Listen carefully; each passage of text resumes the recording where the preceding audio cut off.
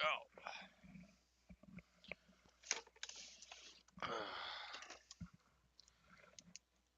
Let's continue in purple.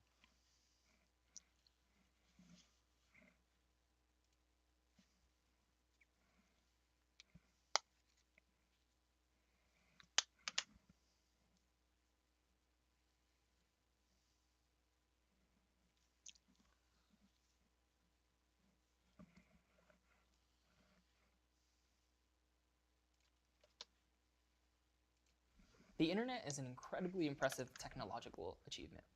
It meshes together millions of individual networks and allows communications to flow between them. From almost anywhere in the world, you can now access data from almost anywhere else, often in just fractions of a second. The way communications happen across all these networks, allowing you to access data from the other side of the planet, is through routing. By the end of this lesson, you'll be able to describe the basics of routing and how routing tables work. You'll be able to define some of the major routing protocols and what they do, and identify non-routable address space and how it's used. You'll also gain an understanding of the RFC system and how it made the internet what it is today. All of these are very important skills in order to troubleshoot the networking issues you might run into as an IT support specialist. Routing is one of those things that is both very simple and very complex. At a very high level, what routing is and how routers work is actually pretty simple. But underneath the hood, routing is a very complex and technologically advanced topic. Entire books have been written about the topic. Today, most intensive routing issues are almost exclusively handled by ISPs and only the largest of companies. We'll arm you with the basic overview of routing to give you a well-rounded networking education, since it's an important topic to understand no matter what. But by no means will our coverage be exhaustive. From a very basic standpoint, a router is a network device that forwards traffic depending on the destination address of that traffic. Oh, let's pause that so I can write that down again. Oh.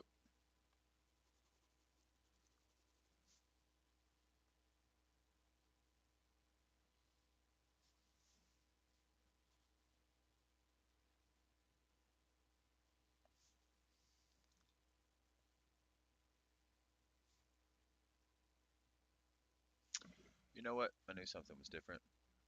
Let's do this one. Oh, I can't see.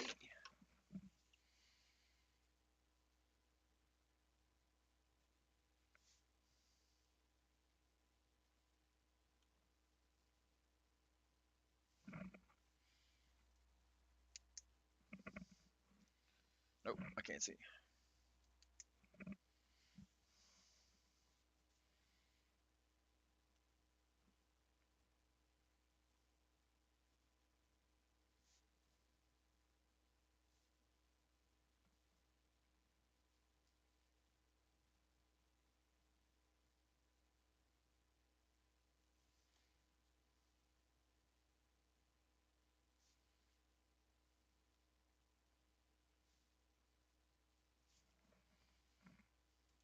A router is a device that has at least two network interfaces, since it has to be connected to two networks to do its job.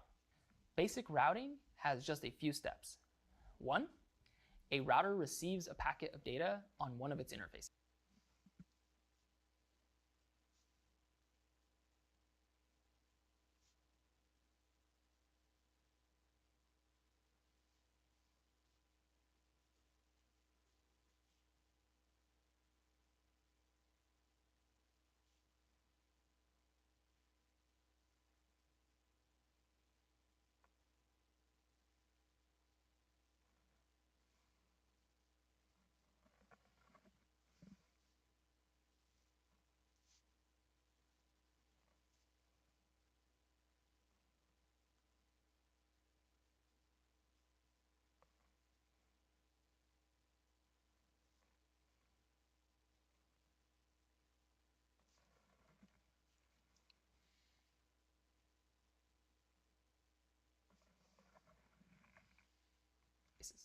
Two, the router examines the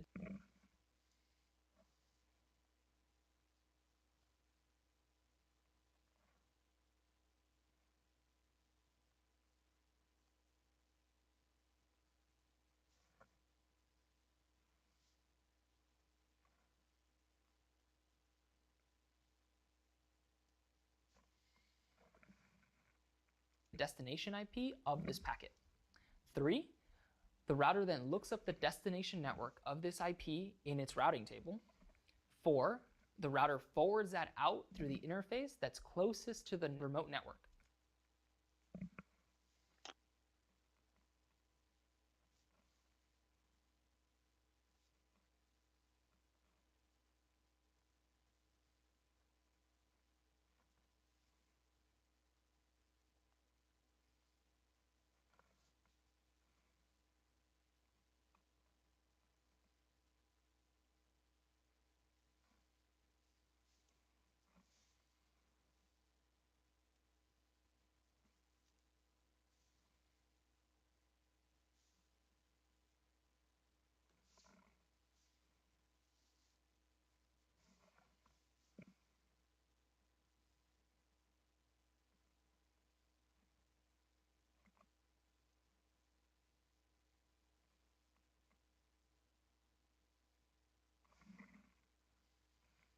As determined by additional info within the routing table. These steps are repeated as often as needed until the traffic reaches its destination. Let's imagine a router connected to 2 networks. We'll call the first network, network A, and give it an address space of 192.168.1.0/24. We'll call the second network, network B, and give it an address space of 10.0.0.0/24. The router has an interface on each network. On network A, it has an IP of 192.168.1.1, and on network B, it has an IP of 10.0.0.254. Remember, IP addresses belong to networks, not individual nodes on a network. A computer on network A with an IP address of 192.168.1.100 sends a packet to the address 10.0.0.10. This computer knows that 10.0.0.10 isn't on its local subnet, so it sends this packet to the MAC address of its gateway, the router. The router's interface on network A receives the packet because it sees that destination MAC address belongs to it. The router then strips away the data link layer encapsulation, leaving the network layer contents, the IP datagram. Now, the router can directly inspect the IP datagram header for the destination IP field. It finds the destination IP of 10. Directly inspect the IP datagram header for the destination.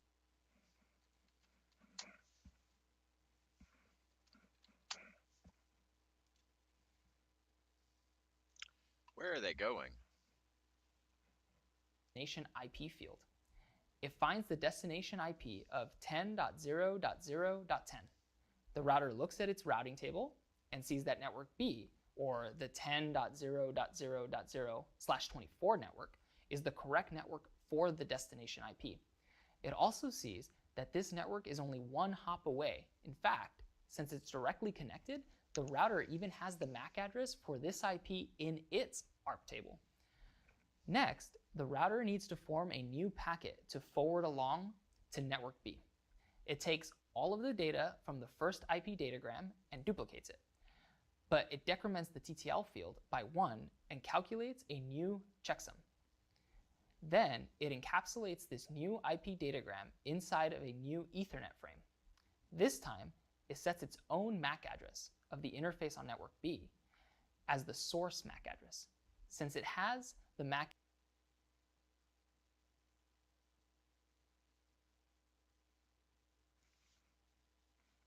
address of 10.0.0.10 in its ARP table.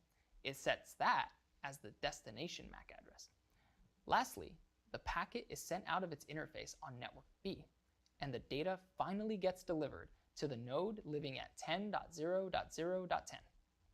That's a pretty basic example of how routing works, but let's make it a little more complicated and introduce a third network. Everything else is still the same.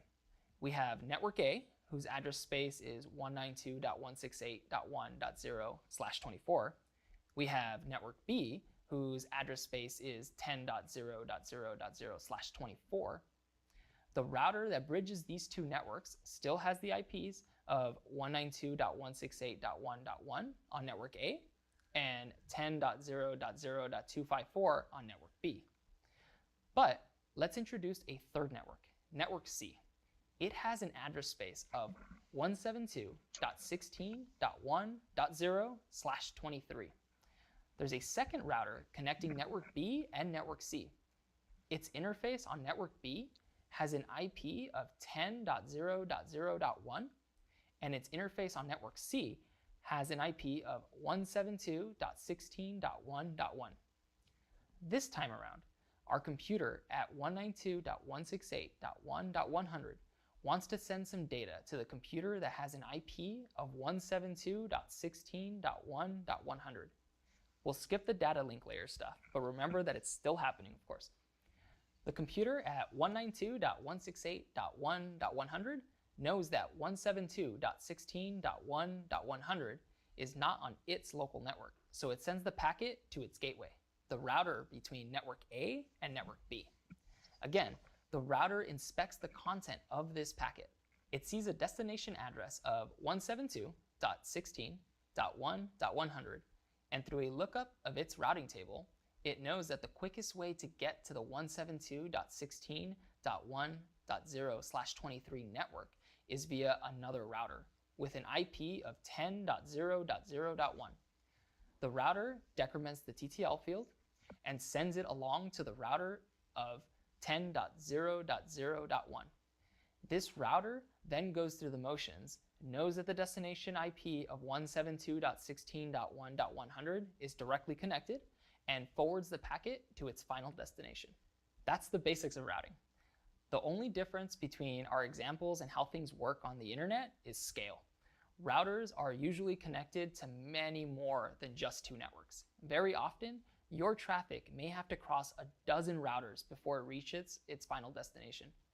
And finally, in order to protect against breakages, core internet routers are typically connected in a mesh, meaning that there might be many different paths for a packet to take. Still, the concepts are all the same. Routers inspect the destination IP, look at their routing table to determine which path is the quickest, and forward the packet along the path. This happens over and over, every single packet making up every single bit of traffic all over the internet at all times. Pretty cool stuff, huh? Nope.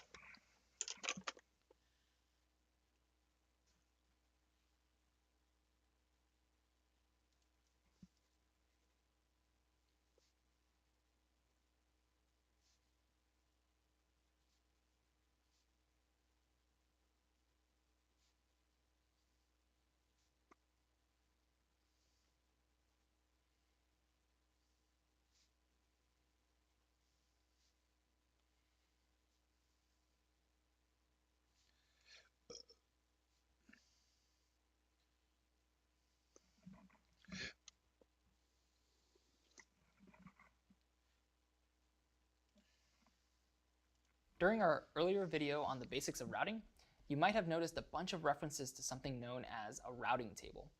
Routing itself is a pretty simple concept, and you'll find that routing tables aren't that much more complicated. The earliest routers were just regular computers of the era. They had two network interfaces, bridged two networks, and had a routing table that was manually updated. In fact, all major operating systems today still have a routing table that they consult before transmitting data. You could still build your own router today if you had a computer with two network interfaces and a manually updated routing table. Routing tables can vary a ton depending on the make and class of the router, but they all share a few things in common. The most basic routing table will have 4 columns.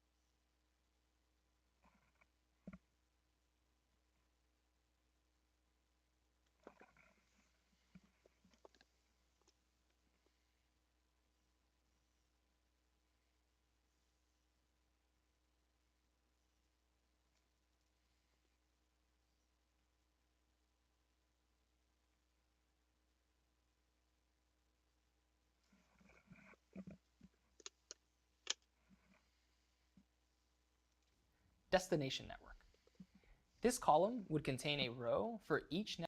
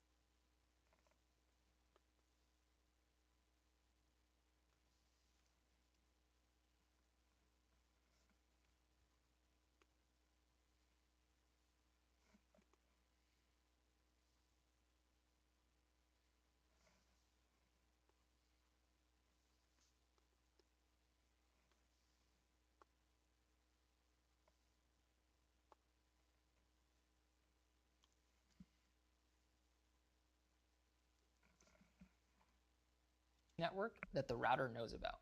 This is just the definition of the remote network, a network ID and a net mask.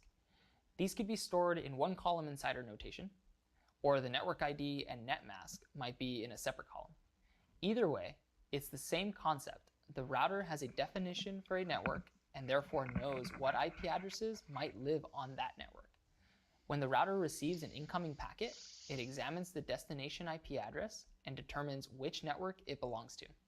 A routing table will generally have a catch-all entry that matches any IP address that it doesn't have an explicit network listing for. Next hop. This is the IP address of the next router that should receive data intended for the destination network in question.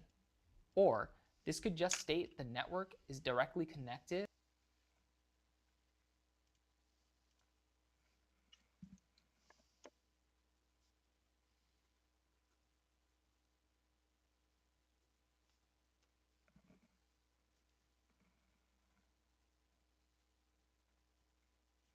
What's up, leftovers?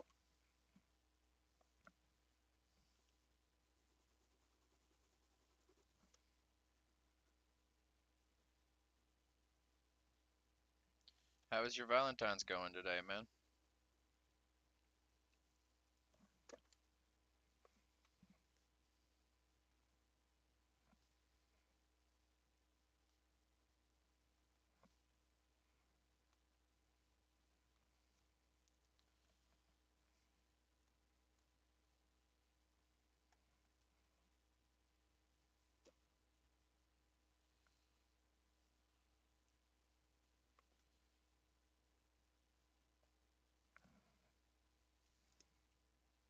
Can you hear me? Yeah, okay. My Valentine's is going okay. Um, I'm trying to finish up this last module, then I'm gonna cook dinner for my mother, my late brother's girlfriend, and mine. I may stream it. I'm not sure yet. It's gonna be stuffed burgers and homemade fries. How is your Valentine's going?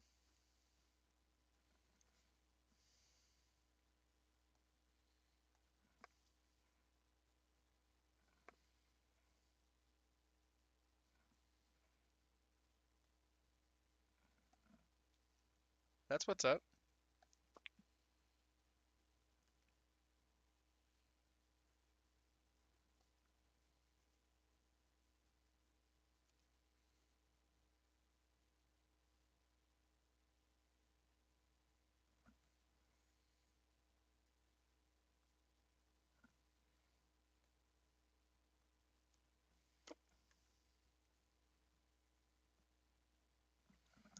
This one's not going to be a very long stream today. I'm just going to finish this and then I'll be off. So if I end up streaming the burgers, that'll be the remainder of my stream today. But it being Valentine's Day, I don't think many people are streaming anyways. The destination network in question. Or this could just state the network is directly connected and that there aren't any additional hops needed. Total hops. This is the crucial part to understand routing and how routing tables work. On any complex network, like the internet, there will be lots of different paths to get from point A to point B.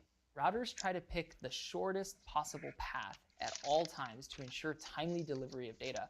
But the shortest possible path to a destination network is something that could change over time, sometimes rapidly. Intermediary routers could go down, links could become disconnected, new routers could be introduced, traffic congestion could cause certain routes to become too slow to use. We'll get to know how routers know the shortest path in an upcoming video. For now, it's just important to know that for each next hop and each destination network, the router will have to keep track of how far away that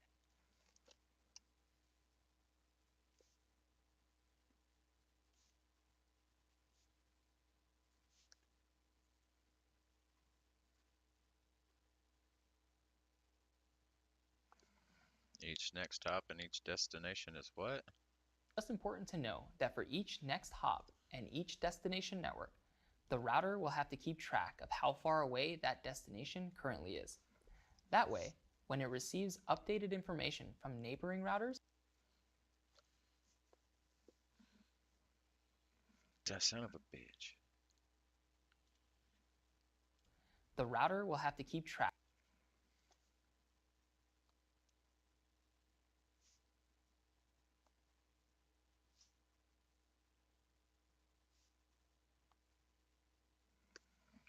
I couldn't write fast enough. Of how far away that destination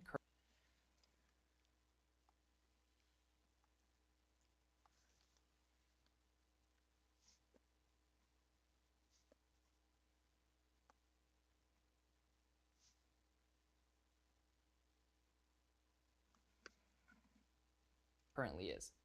That way, when it receives updated information from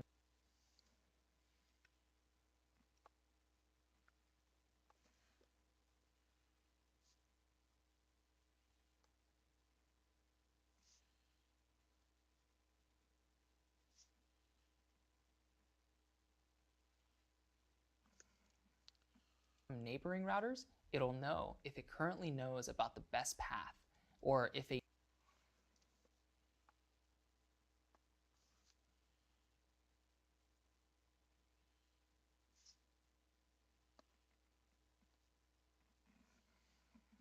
new, better path is available. Interface. Hold on.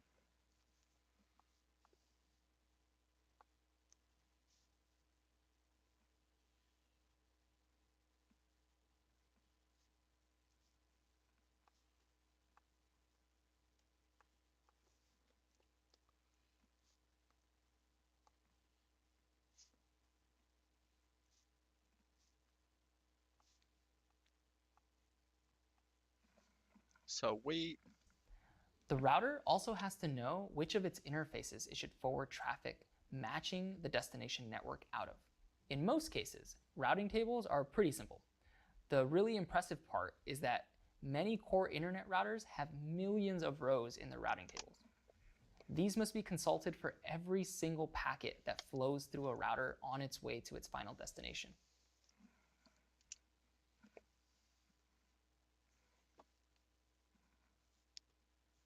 We've covered the basics of how routing works.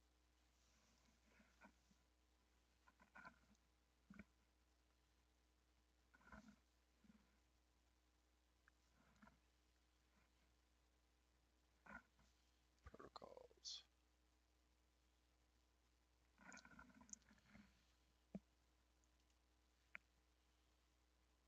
And how routing tables are constructed. And they're both really pretty basic concepts. The real magic of routing is in the way that routing tables are always updated with new information about the quickest paths to destination networks. The protocols we'll be learning about in this video will help you identify routing problems on any network you might support. In order to learn about the world around them, routers use what are known as routing protocols. These are special protocols the routers use to speak to each other in order to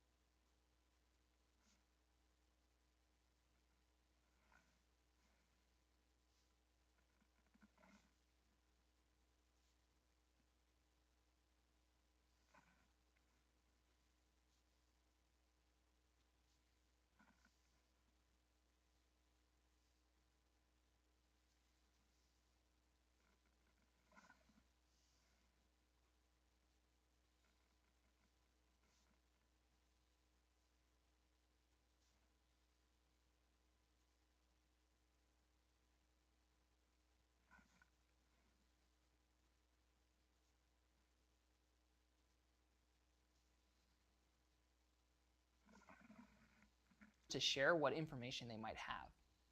This is how a router on one side of the planet can eventually learn about the best path to a network on the other side of the planet. Routing protocols fall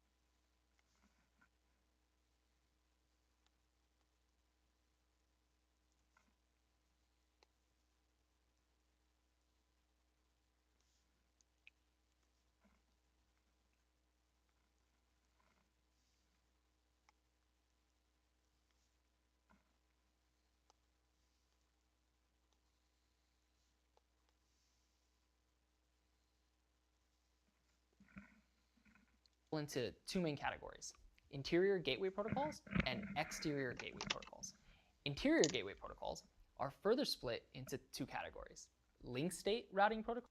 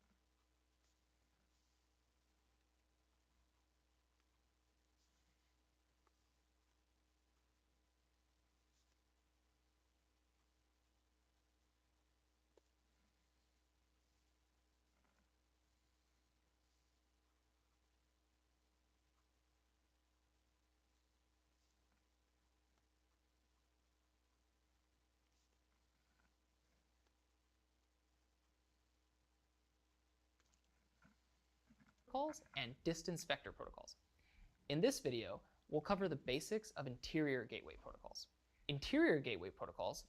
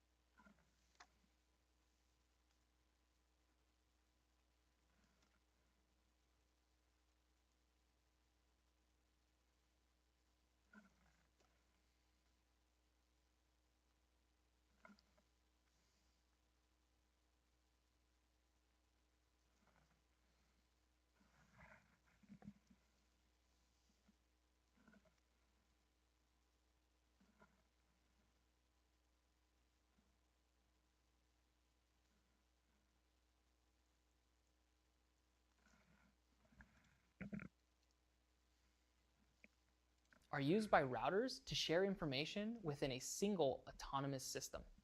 In networking terms, an autonomous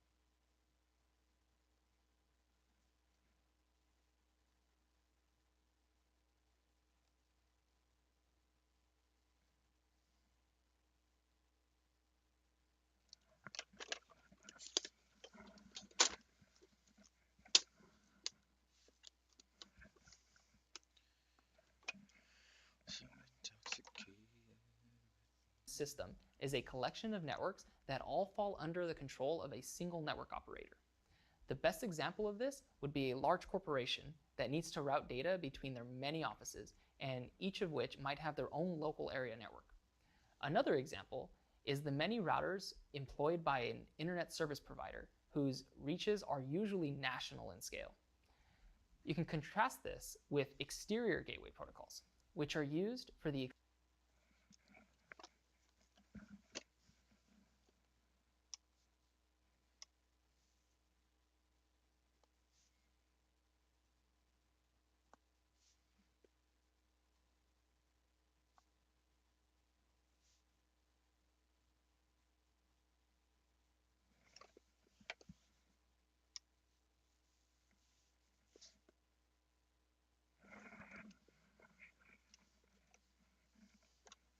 What's up, Hex? Glad to see you made it. This one's gonna be short. I have plans to take care of today, but I'm gonna knock out what we started yesterday before I start making my stuffed jalapeno burgers and homemade fries. Smoked stuffed jalapeno burgers.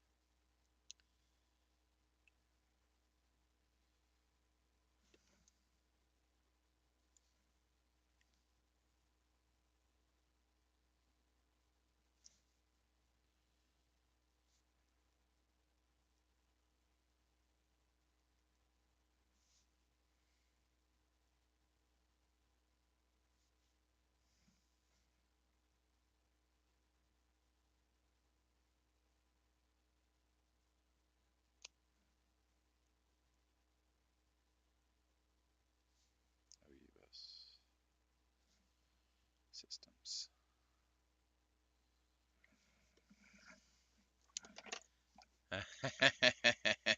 You ain't had nothing yet. My burgers are talked about by everybody. exchange of information between independent autonomous systems. The two main types of interior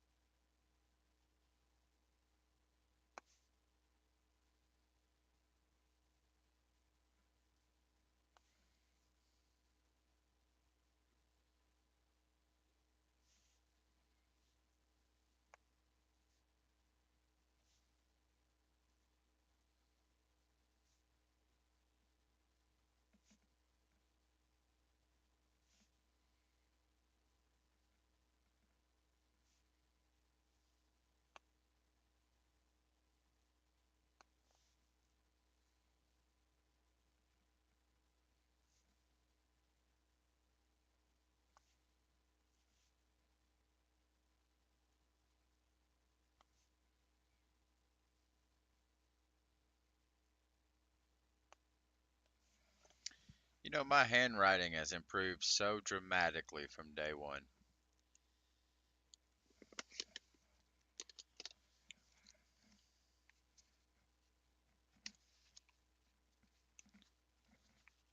Is this all the ones I wrote on? These are the ones I wrote on.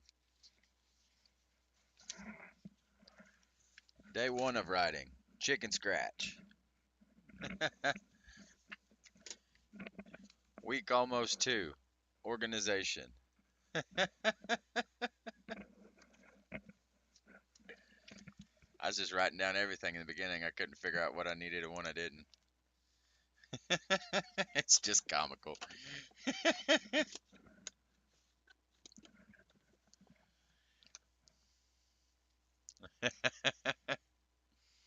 My brother was pretty bad too. We told him he should have been a doctor. Dude couldn't even read his own handwriting half the time. gateway protocols are link state routing protocols Very and true there. distance vector protocols. Their goals are super similar, but the routers that employ them share different kinds of data to get the job done. Yeah, it was. Distance vector protocols It was actually are a an common older joke. standard. A router using a distance vector protocol basically just takes its routing table, which is a list of every network known to it and how far away these networks are in terms of hops. Then the router sends this list to every neighboring router, which is basically every router directly connected to it. In computer science, a list is known as a vector.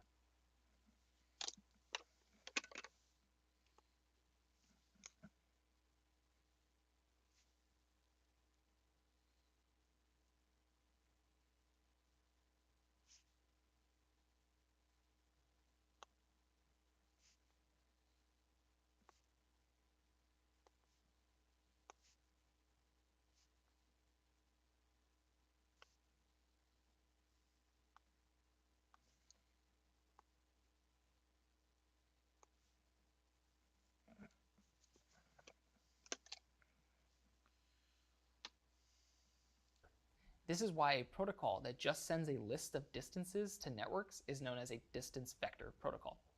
With a distance vector protocol, routers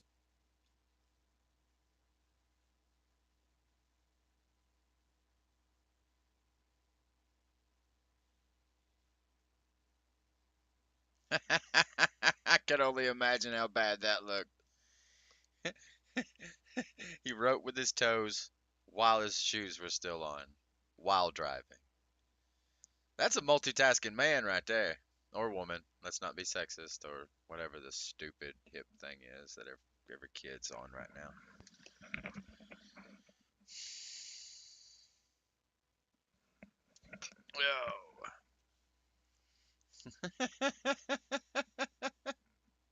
don't really know that much about the total state of an autonomous system. They just have some information about their immediate neighbors. For a basic glimpse into how distance vector protocols work, let's look at how two routers might influence each other's routing tables. Router A has a routing table with a bunch of entries. One of these entries is for 10.1.1.0/24 network, which we'll refer to as network X. Router A believes that the quickest path to network X is through its own interface 2, which is where router C is connected. Router A knows that sending data intended for network X through interface 2 to router C means it'll take 4 hops to get to the destination. Meanwhile, router B is only 2 hops removed from network X, and this is reflected in its routing table. Router B, using a distance vector protocol, sends the basic contents of its routing table to router A. Router A sees that network X is only 2 hops away from router B. Even with the extra hop to get from router A to router B, this means that network X is only 3 hops away from router A if it forwards data to router B instead of router C. Armed with this new information, router A updates its routing table to reflect this. In order to reach network X in the fastest way, it should forward traffic through its own interface 1 to router B. Now, distance vector protocols are pretty simple, but they don't allow for a router to have much information about the state of the world outside of their own direct neighbors. Because of this, a router might be slow to react to a change in the network far away from it. This is why link state protocols were eventually invented. Routers using a link state protocol take a more sophisticated approach to determining the best path to a network. Link state protocols get their name because each router advertises the state of the link of each of its interfaces. These interfaces could be connected to other routers, or they could be direct connections to networks. The information about each router is propagated to every other router on the autonomous.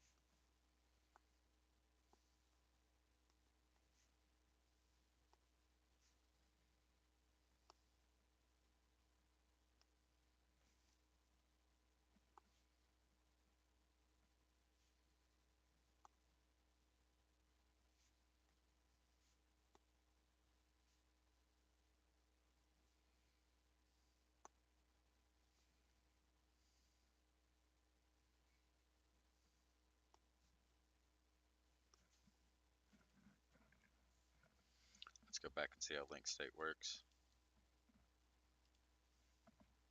Link state protocols were eventually invented. Routers using a link state protocol take a more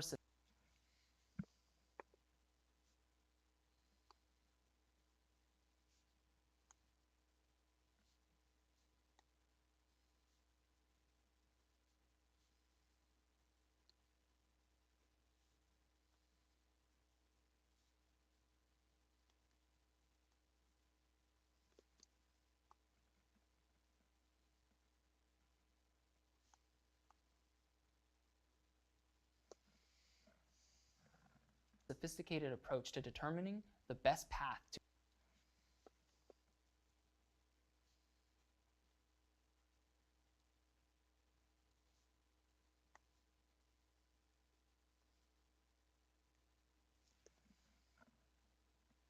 to a network.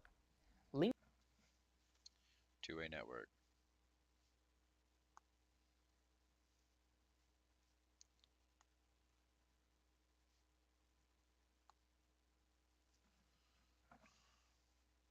Link state protocols get their name because each router advertises Link state protocols get their name because what? Because each what? the best path to a network. Link state protocols get their name because each router advertises the state of Each router advertises the state.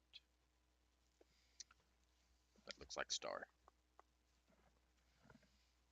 of the link of each of its interfaces. State of the link of each of its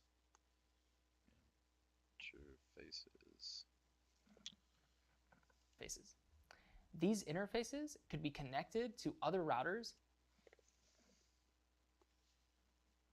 These interfaces can be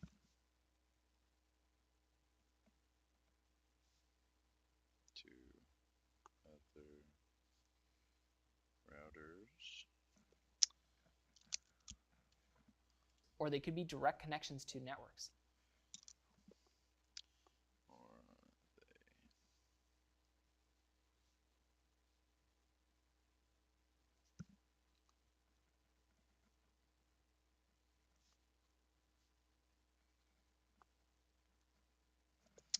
or well, that was a long one. The information about each router is propagated to every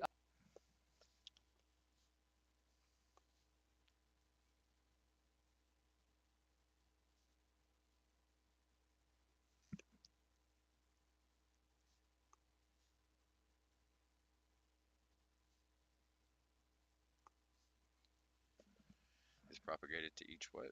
Let's go back just a hair. is propagated to every other router Every other router on the autonomous system. This means that every router on the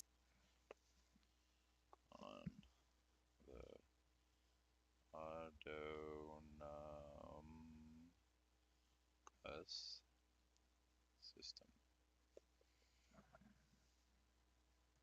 system knows every detail about every other router in the system.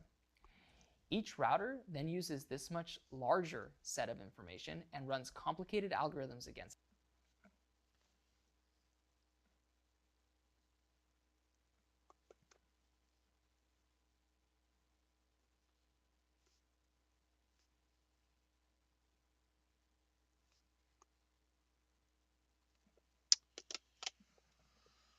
it. To determine what the best path to any destination network might be. Link state protocols require both more memory in order to hold all of this data and also much more processing power.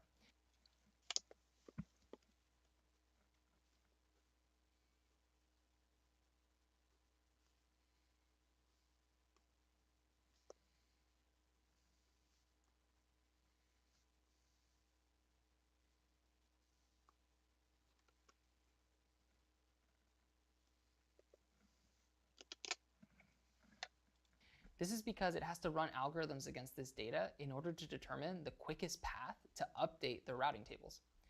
As computer hardware has become more powerful and cheaper over the years, link state protocols have mostly made distance vector protocols outdated. Aria Hex. Welcome to the club. Hi, I'm the president. Nice to meet you. We're all confused here. We're trying to learn. I don't grasp this either.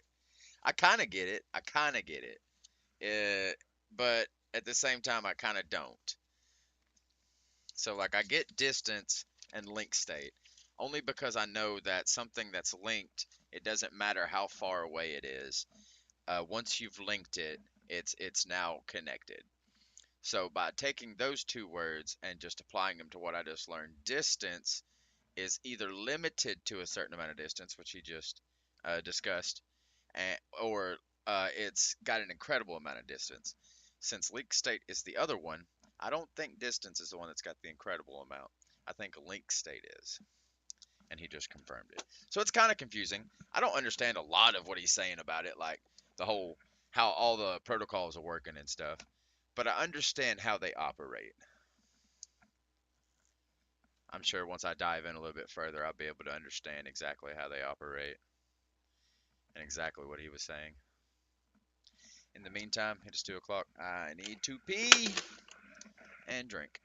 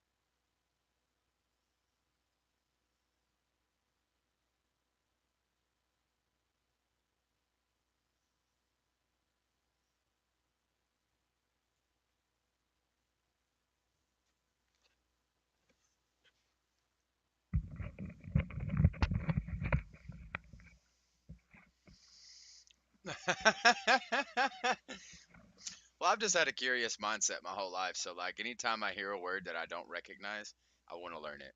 If I see people talking about things that I don't understand, I want to learn it. So, unless I already have a grasp on something, I approach everything with curiosity. And that's what's led me here.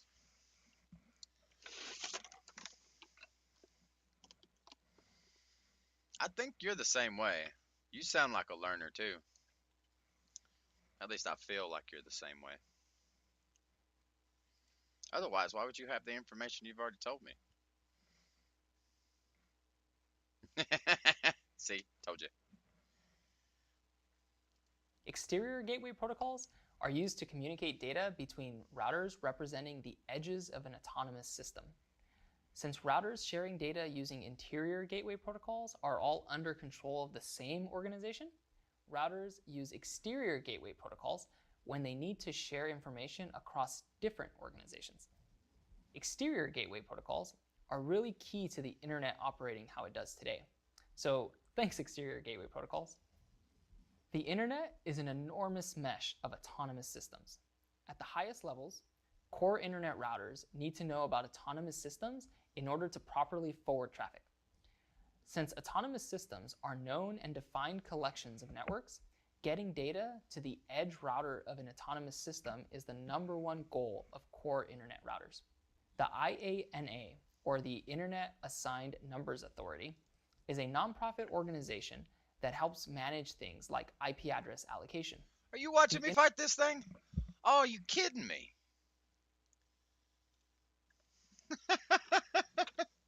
That stupid thing didn't want to work for nothing. I think I'm just gonna have to break down and clean all this stuff.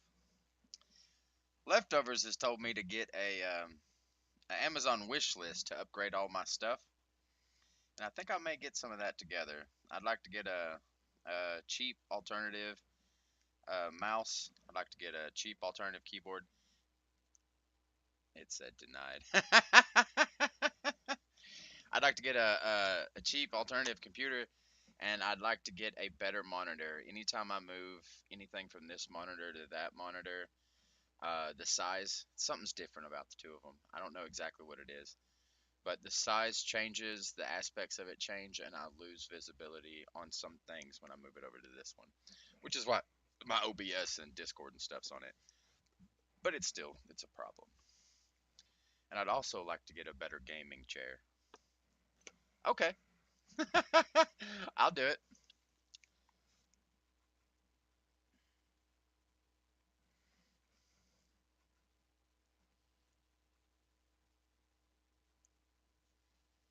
Assign numbers authority.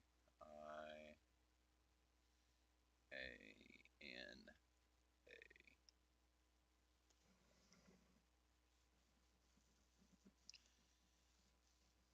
I don't even really know how to make a wish list. See, I hate to be so stereotypical about this, but I'm a man. So whenever I need something, I just buy it. I do a little bit of research and I just buy it. I don't really keep things in a cart as expectations of buying in the future because I don't.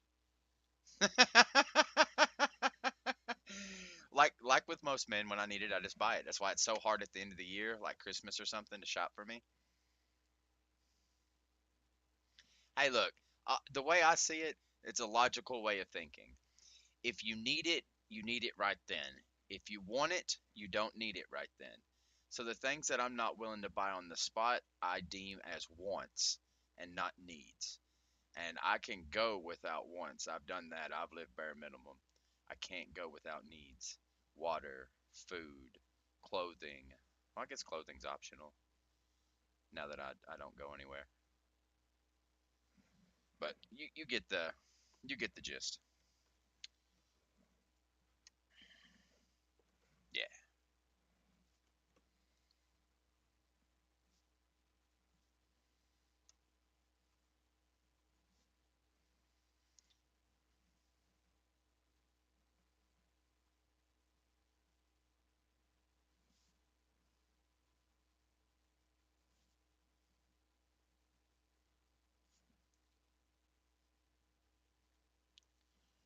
Manage things. Okay.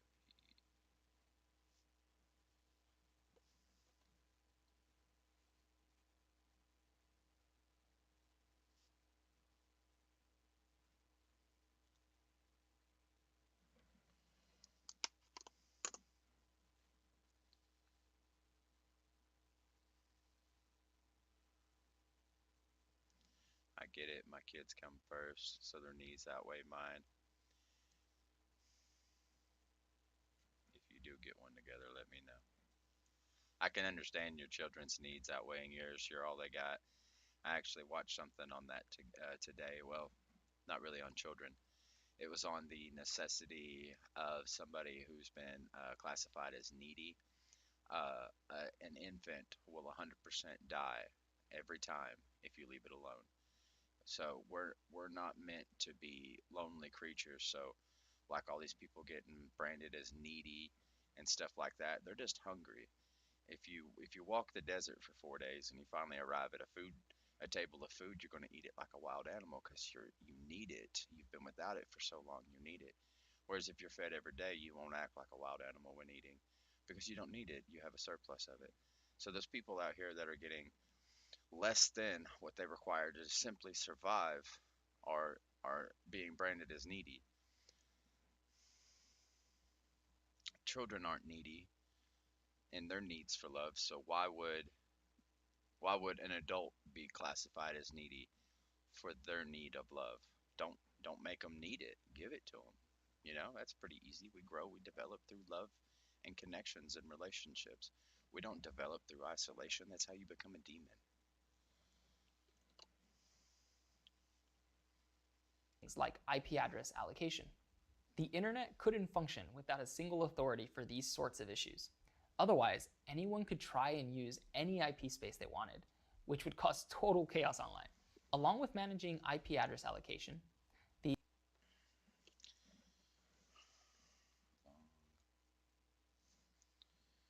I'd say the reason why you understand my thought process is why we get along so well, Hex.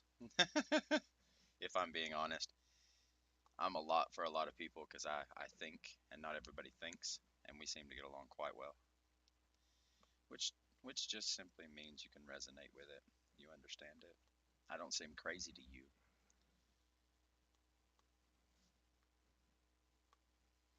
Although I am. I should probably point out I'm very crazy.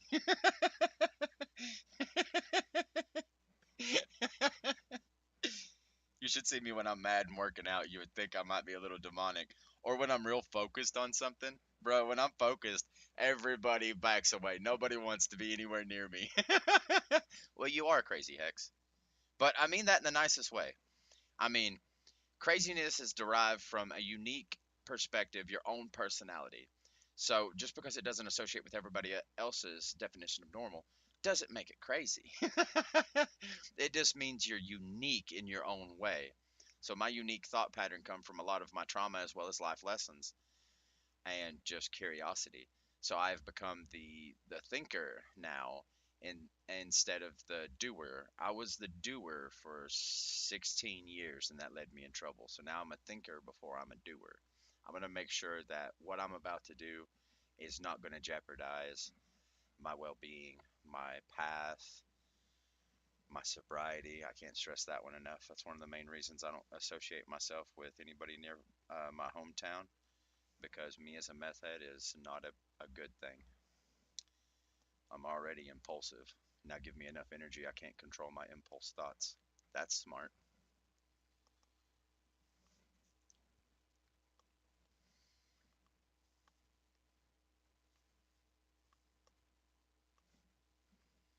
You're learning all kinds of stuff about me today, Hex.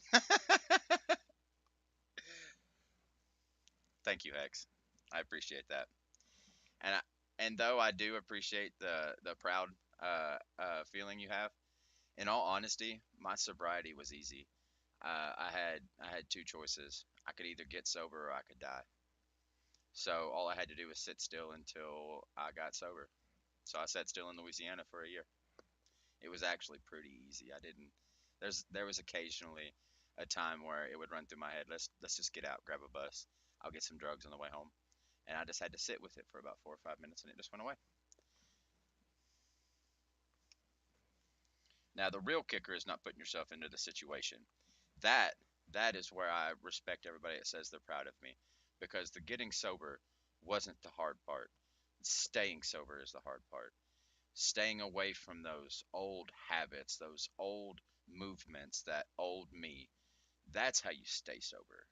And of course, you know, through talks with me, my drug of choice was alcohol and methamphetamine. I actually preferred to mix the two of them because of the outcome after about day three. Um, so as long as I don't associate with bars or people that I can easily recognize that are doing methamphetamine, then I'm fine. Staying away from the temptation. Yes, and that's mainly along with the sobriety thing. It's mainly because I don't trust myself around it. I've been sober once before. I was sober for 6 months, and then I met a girl, started hanging out with her, and on the first, or started talking to her on the first day we decided to hang out. She's like, "Hey, before we have fun, why don't you get us some dope so we can make it last all night long?" Okay, not a problem. And I'm back on it. It was in my face. I got her the drugs. It was in my face, and I ended up doing it. I'd done it. I'd done it before I even left the dude's house. And that's not the only time. I tried quitting once before the 6 month one that lasted about 3 weeks, And what caused it to break is because as soon as I started spreading the word, hey guys, I'm done. It's time to turn my life around. I started getting visitors. And one of the visitors was a friend of mine I had actually sold to a couple of times before he became big, and which I never become a big dealer. I stayed a small fry. I wanted to stay off everybody's radar. But he dropped by and he's like, hey man, I heard you're sober. I was like, yeah. He's like, good. Sell this ball for me. Just hands me a 8 ball of meth and just walks out the door. I texted him. I was like, "Hey man, you didn't give me a price or nothing." He's like, "Give me back $200. An 8 ball of meth will bring 350 easy, and that's with you pocketing $50. Let's say you just pocket 50. Yeah, dude. Now he's in prison right now because he was a big head honcho, so I don't have to worry about him finding me again and getting me back on it. But there's other people who are also my friends that would act the same way, who are not in prison, not in jail, haven't been caught. I don't want them around me. I don't want them finding me. As a matter of fact, I was reluctant to add one of my friends to my Facebook recently. He's on there, Michael Howard. He was my best friend, one of two, that I would either run around with him or I'd run around with Co, and we would get into all kinds of crazy stuff. As a matter of fact, me and Co used to just drive down the road robbing people. We were driving around one time about out of gas, and we just stopped at the nearest house, grabbed their gas tanks off their porch, filled up my car, threw their gas tanks back in the yard, and took off. So I can't. I was reluctant to add him because I thought he was still on drugs. It's taken me 2 years to calm down enough and pay attention to him to know he's not on drugs. So now I feel safe adding him to my Facebook. Hex, one of these days, you should sit down and just listen to some of my stories. You want to talk about wild? I was wild.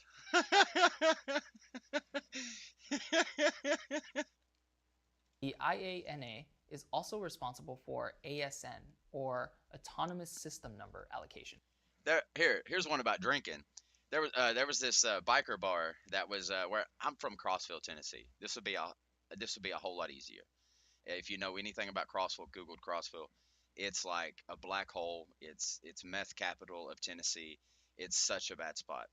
So I was out drinking one time, and we ended up going to this biker bar called Renegades. They call it the Clubhouse, but it's a Renegades biker bar, and it only opens up at 3 a.m.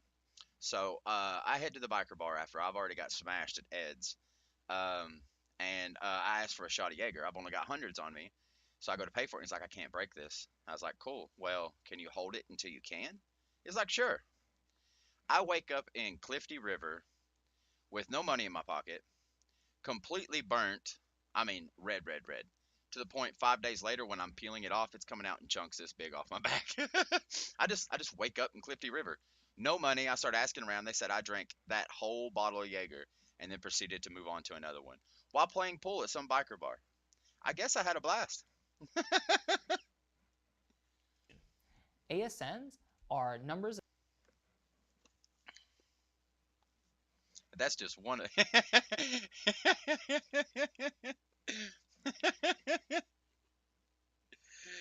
The worst part is that's just one drinking story. I've been an alcoholic. I shouldn't say been. I was an alcoholic from about 20 to 21. I didn't start drinking right at 21, but it was close. From about 20 to 21 till right up until the day I left for rehab, which was 30. I left for rehab at 30 years of age, and I loved mixing alcohol with everything. The first time I ever mixed alcohol with meth was a game changer. You got to keep all of the feeling of alcohol, all of that good feeling, with the complete and utter alertness of methamphetamine.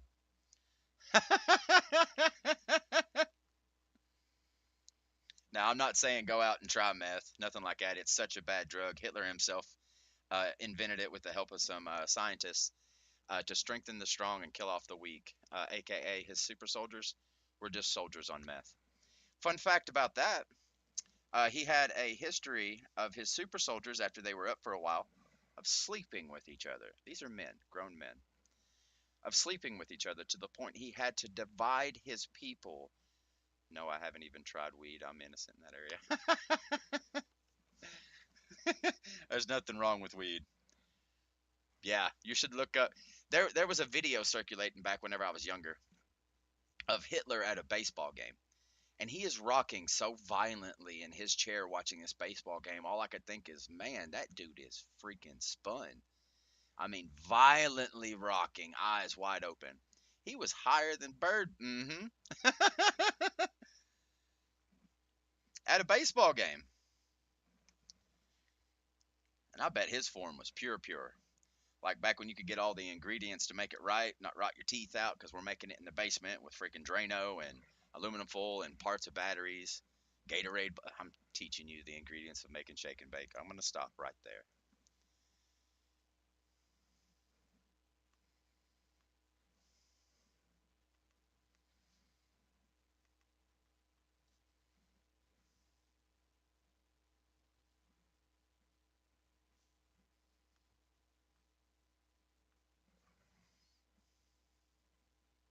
If I can find it, I'll send it to you.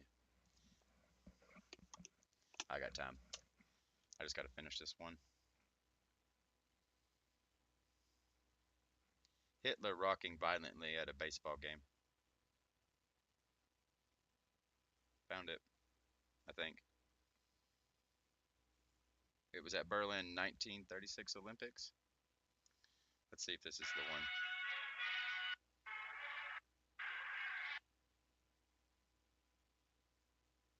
Nothing yet.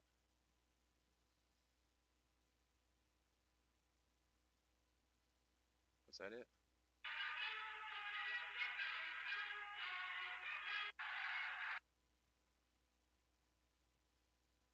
I can't find it. Oh, they've got a slight rock in this video. At almost done, 4/4 of the way. I'll send this one to you. It doesn't matter if you're dead broke and have no job. Any American can take advantage of this new benefit. Share, Facebook. Well, where'd the heck did you go? Good thing I know your first name. That's not the exact one I seen. The one I seen, he was rocking much more violently than that.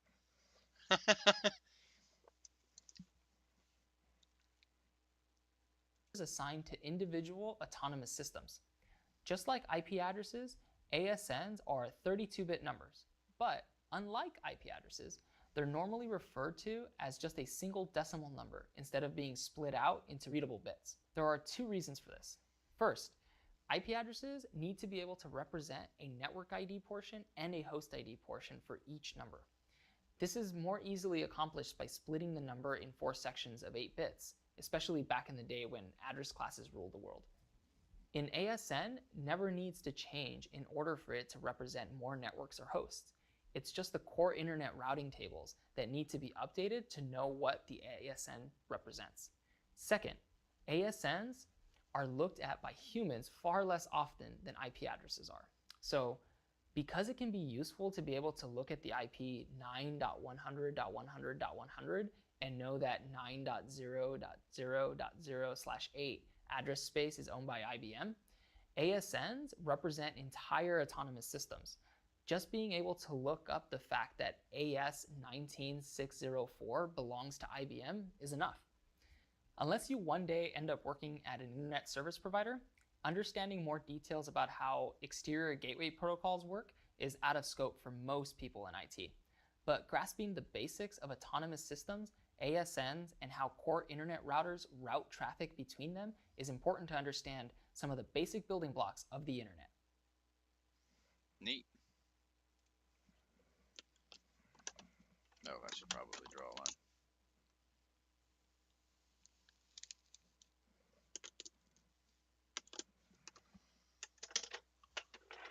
I'm almost done. One more video. For a few days, but we haven't discussed the details on how the actual implementation of these protocols might matter. Many network protocols might implemented. Yeah, almost done. I figure if I get busy cooking at 3:30, it'll be done by 5 and still be warm. And I'm gonna try to get some candles and light up the area. I'm gonna try to be as romantic as I can be. I don't really have a whole lot of romance in my body, but I'm gonna try to be as romantic as possible for reasons we've already discussed.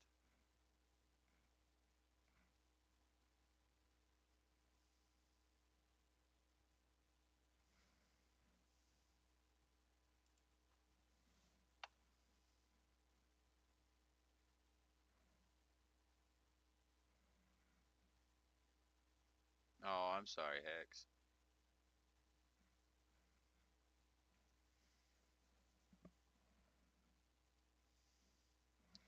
Hey, so I should probably mention my thought process on relationships. So I think that there's no such thing as a soulmate. I don't think you find them. I think you create them, or they're created through you. So I think soulmates are people you get along with, people you should be with, are the people that are willing to put in effort and understand when things are going bad. With all that being said, um, when things start going bad, the ones that even the ones that are walking away but seem hurt that it's going bad are not avoiding. They have the potential. It's the ones that are just ignoring your needs, ignoring your wants. They're not reciprocating anything back. They're not even telling you they understand or telling you that they're going to work on it or even showing any kind of effort that they are working towards it. Those are the ones that you're probably not meant to be with, because at the core of everybody, if you want somebody around you, you'll make it available for them to be around you. If you don't want them around you, you'll make it inaccessible to you. So those people that put up those barriers that just won't do anything to make it better, they're making it inaccessible, and you don't belong there. It's hard to differentiate between the two sometimes.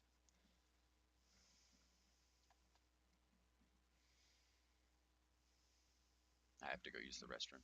I will be right back, Hex.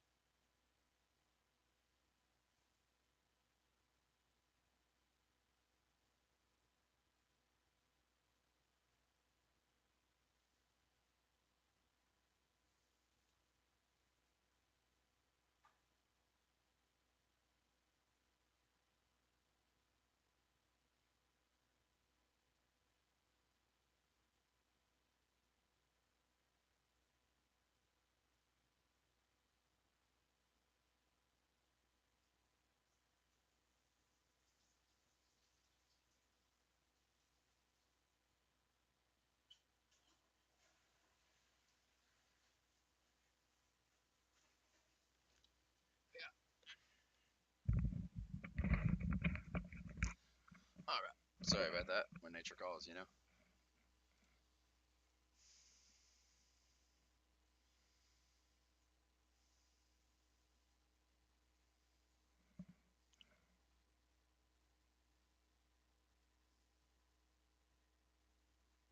This is a lot.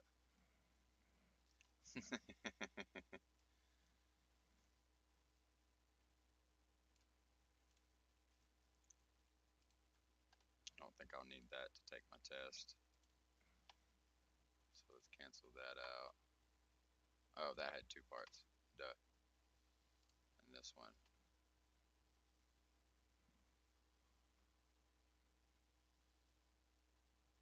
What's a RFC?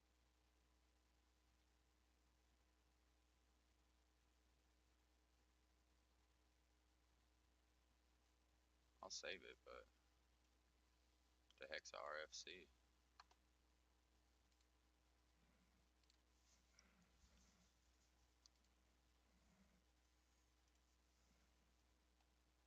Request for comments.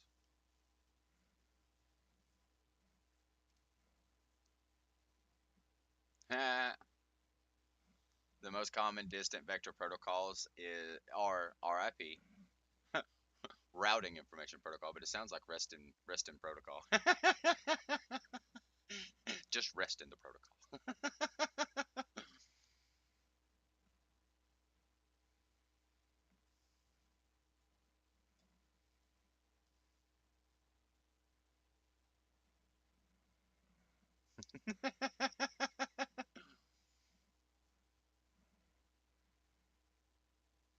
They made these things pretty easy. The most common linked state protocol is OSPF, which stands for Open Shortest Path First. Well, that's real easy.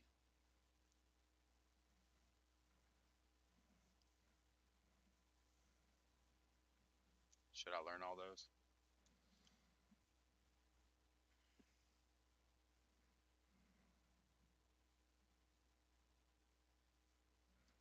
Yeah, I should probably. That's pretty long. From Wiki. A little bit higher. Come on down just a hair.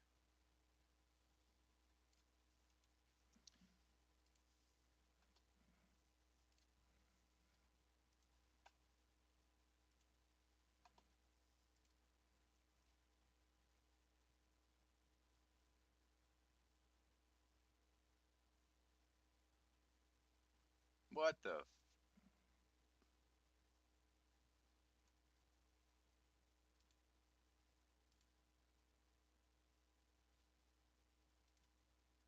You want me to copy all of that? Is there a select all? Oh man. Yeah.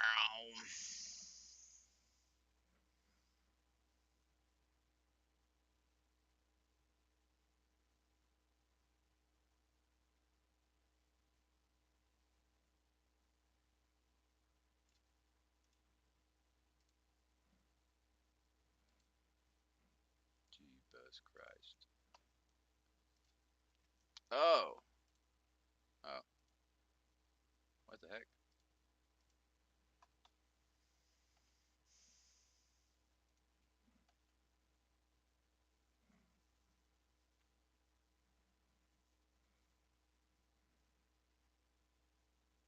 That's part of the routing protocol. Dynamic. I know what the word dynamic means.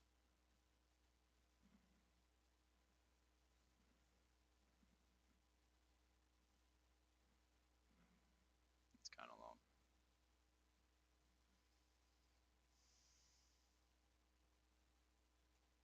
Yeah, I'll copy it.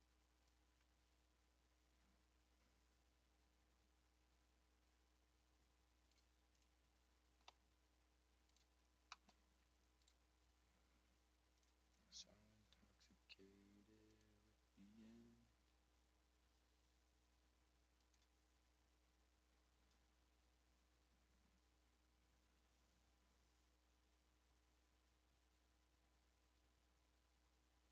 Holy crap. This is another long one. Why didn't they just give us a download link? Oh, here we go.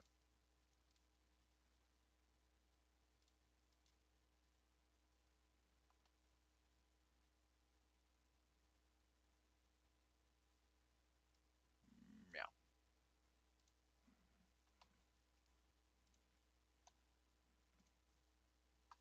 I want to know what this one. Open shortest path first.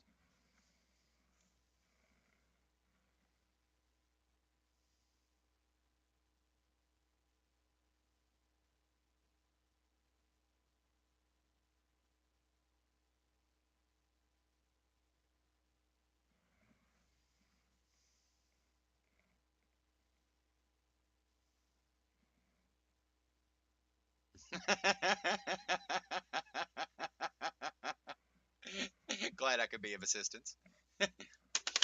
Would you like to borrow one of mine? I've only got 100 of them. That doesn't even actually look like all of them. Oh, that's because it's not. There's the rest.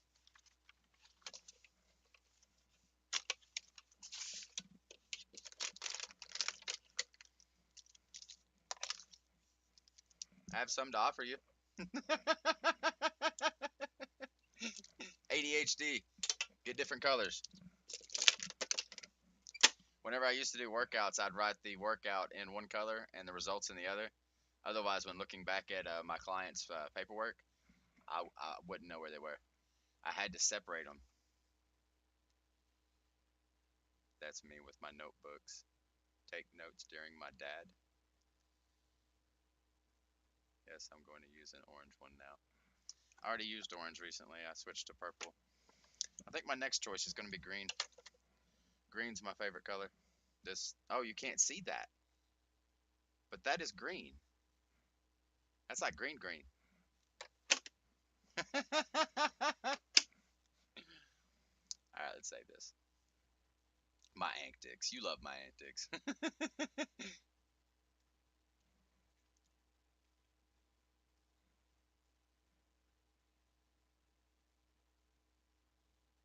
Right there.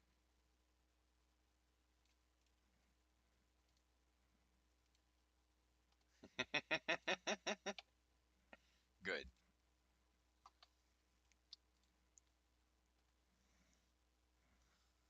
What the heck?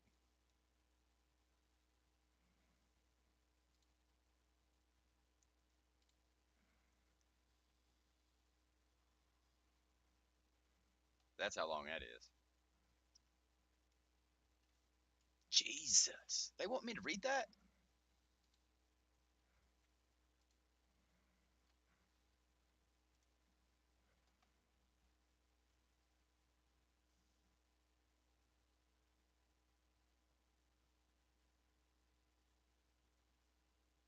Didn't I just write down Border Gate protocols?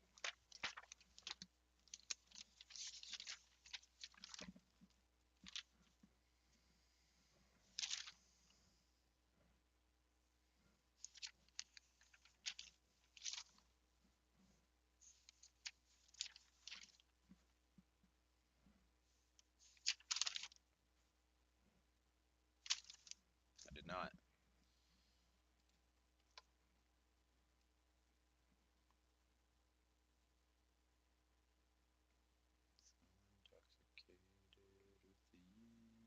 Oh, shoot. See also.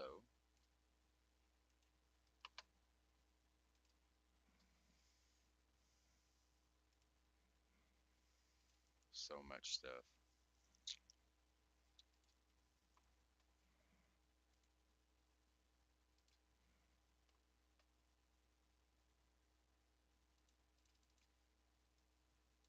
That's not too bad.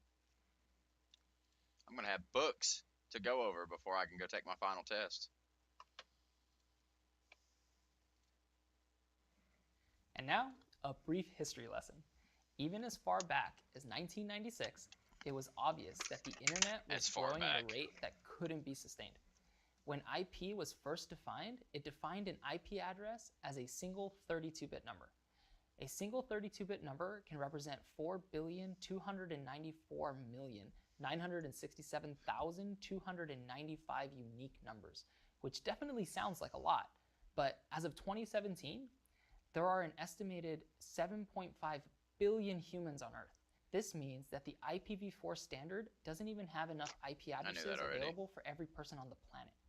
It also can't account for entire data centers filled with thousands and thousands of computers required for large-scale technology companies to operate. So, in 1996, RFC 1918 was published.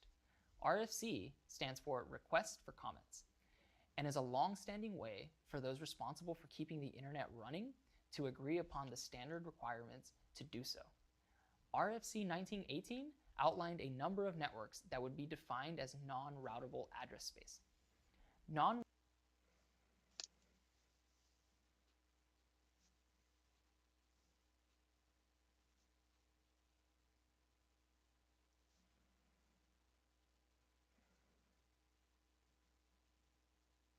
He created, right?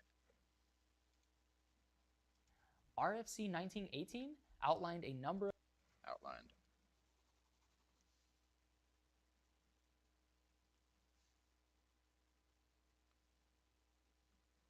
A number of networks that would be defined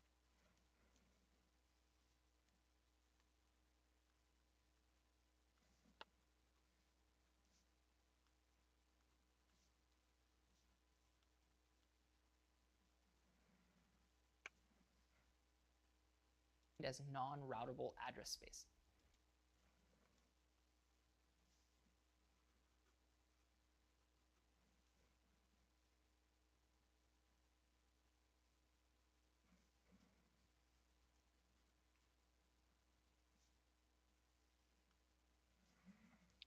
so intoxicated.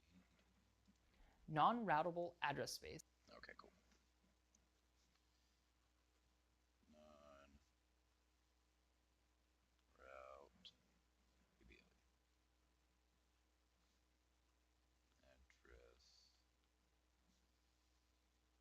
space.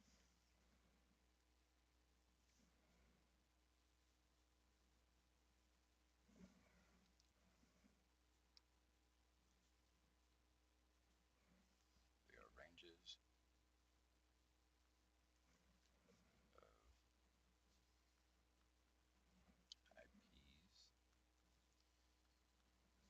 set aside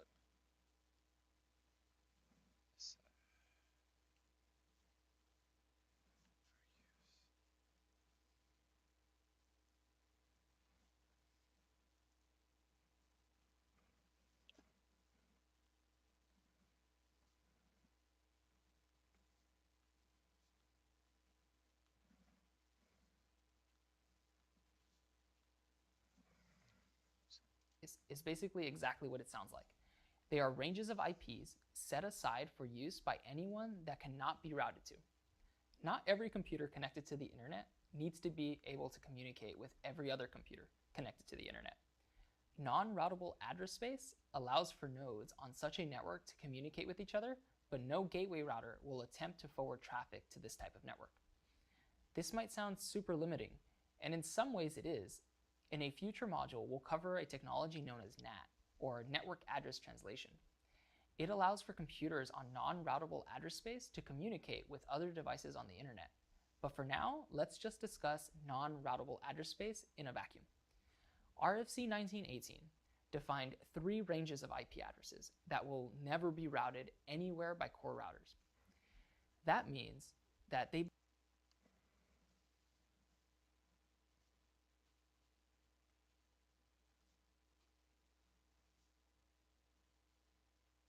Did it make or it found? RFC 1918 defined 3 ranges of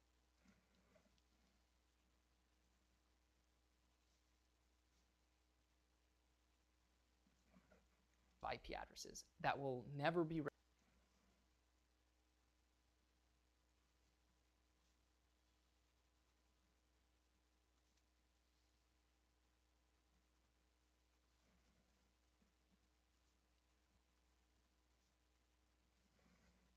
routed anywhere by core routers.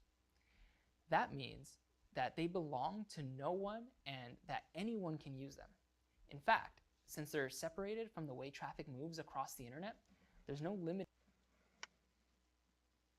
Now that means One and that anyone can use them. In fact, means that they belong to no one.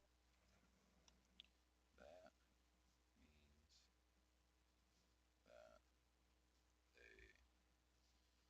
they belong to no one. Oh shoot. Since they're separated from the way traffic moves across the core routers. That means that they belong to no one and that anyone can use them. In fact, since they're separated from the way traffic moves across the internet, there's no limiting to how many people might use these addresses for their internal networks. The primary 3 ranges of non-routable address space are 10.0.0.0/8, 172.16.0.0/12, and 192.1.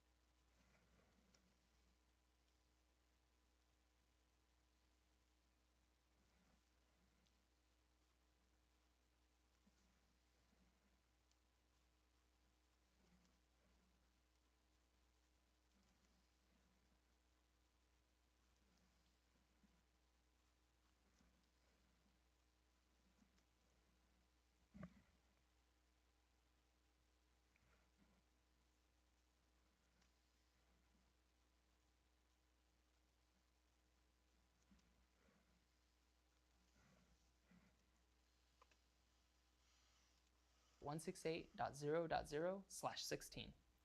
These ranges are free for anyone to use for their internal networks. It should be called out that interior gateway protocols will route these address spaces, So they're appropriate for use within an autonomous system, but exterior gateway protocols will not.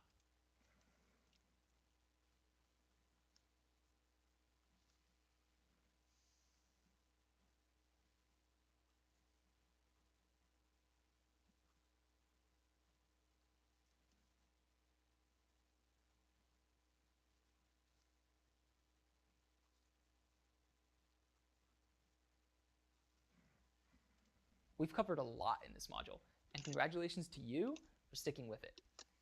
It took 2 days. You bunch of butt clowns.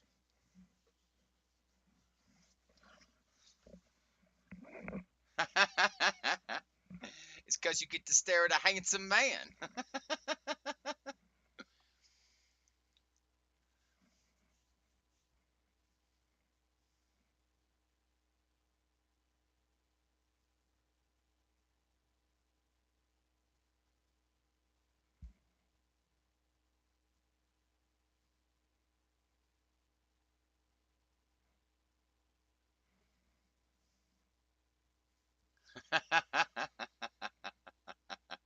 I'll take the compliment.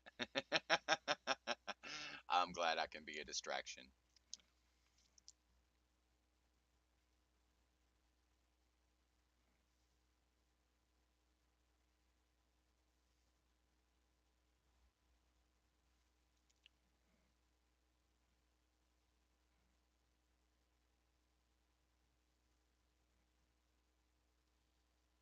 So RFCs are left up to open community to develop the internet.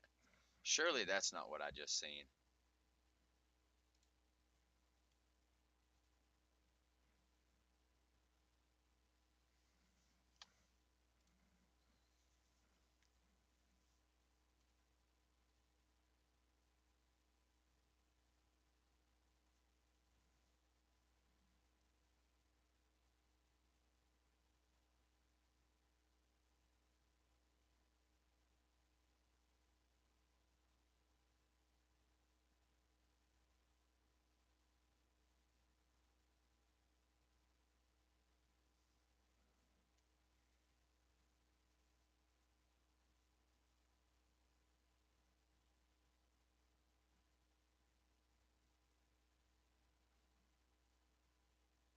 What is a very large majority? Is that like 75%?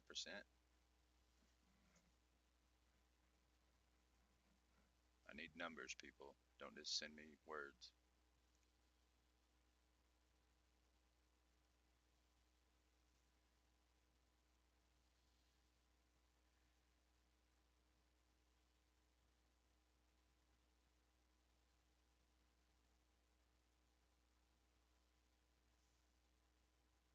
It is not formal voting and not should not be mistaken as such. What's formal voting? What's formal voting?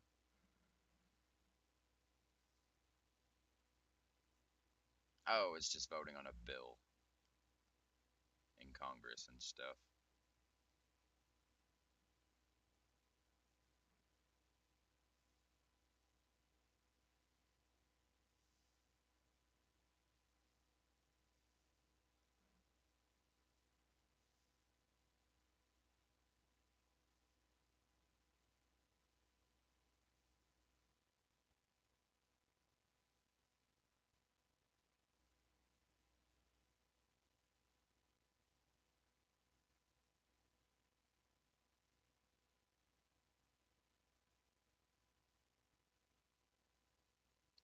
It just doesn't have to go to the state legislative or formal public parties. So they vote on it in secrecy and then implement it? That seems kind of dangerous, doesn't it? I don't know politics either. I actively stay out of that circus. Is the nicest word I can use. It doesn't really matter who gets voted in. They're not for us.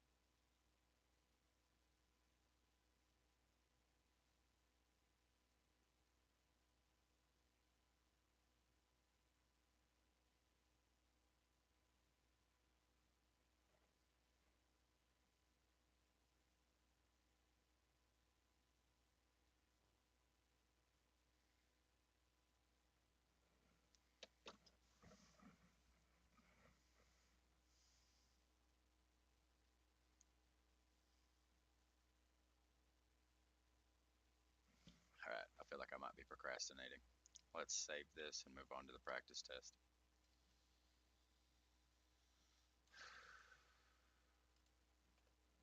That may be procrastination.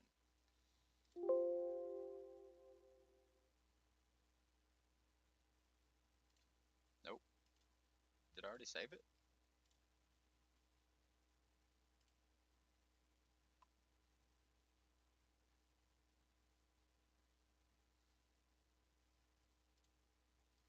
Oh, I just found out something interesting about April Fool's Day. Did you know when you date the Bible back many years ago that it used to contain 13 months in it, and the beginning of the year started on April 1st, which is also when Jesus was born. So whenever we doctored in the Roman calendar instead of, or the Gregorian instead of the Hebrew, I said Roman. It's from the Roman Empire. Instead of the Hebrew, we knocked it down to 12 months and put April Fool's Day. The government did this. They appoint all holidays. The government appointed April 1st, Jesus' birthday, as April Fool's Day. The fool's on us, huh? We are the fool, and we celebrate it. It's only a holiday here in the States. Yeah, it was called something in Hebrew. I forget the name.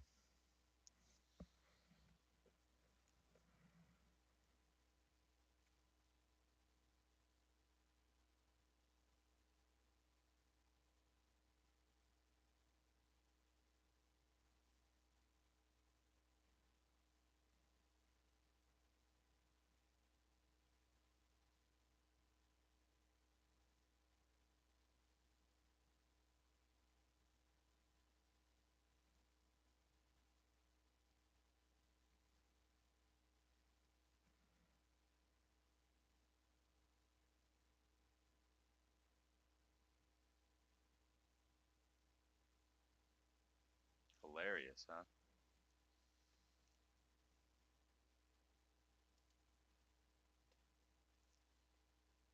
Real randomly loose.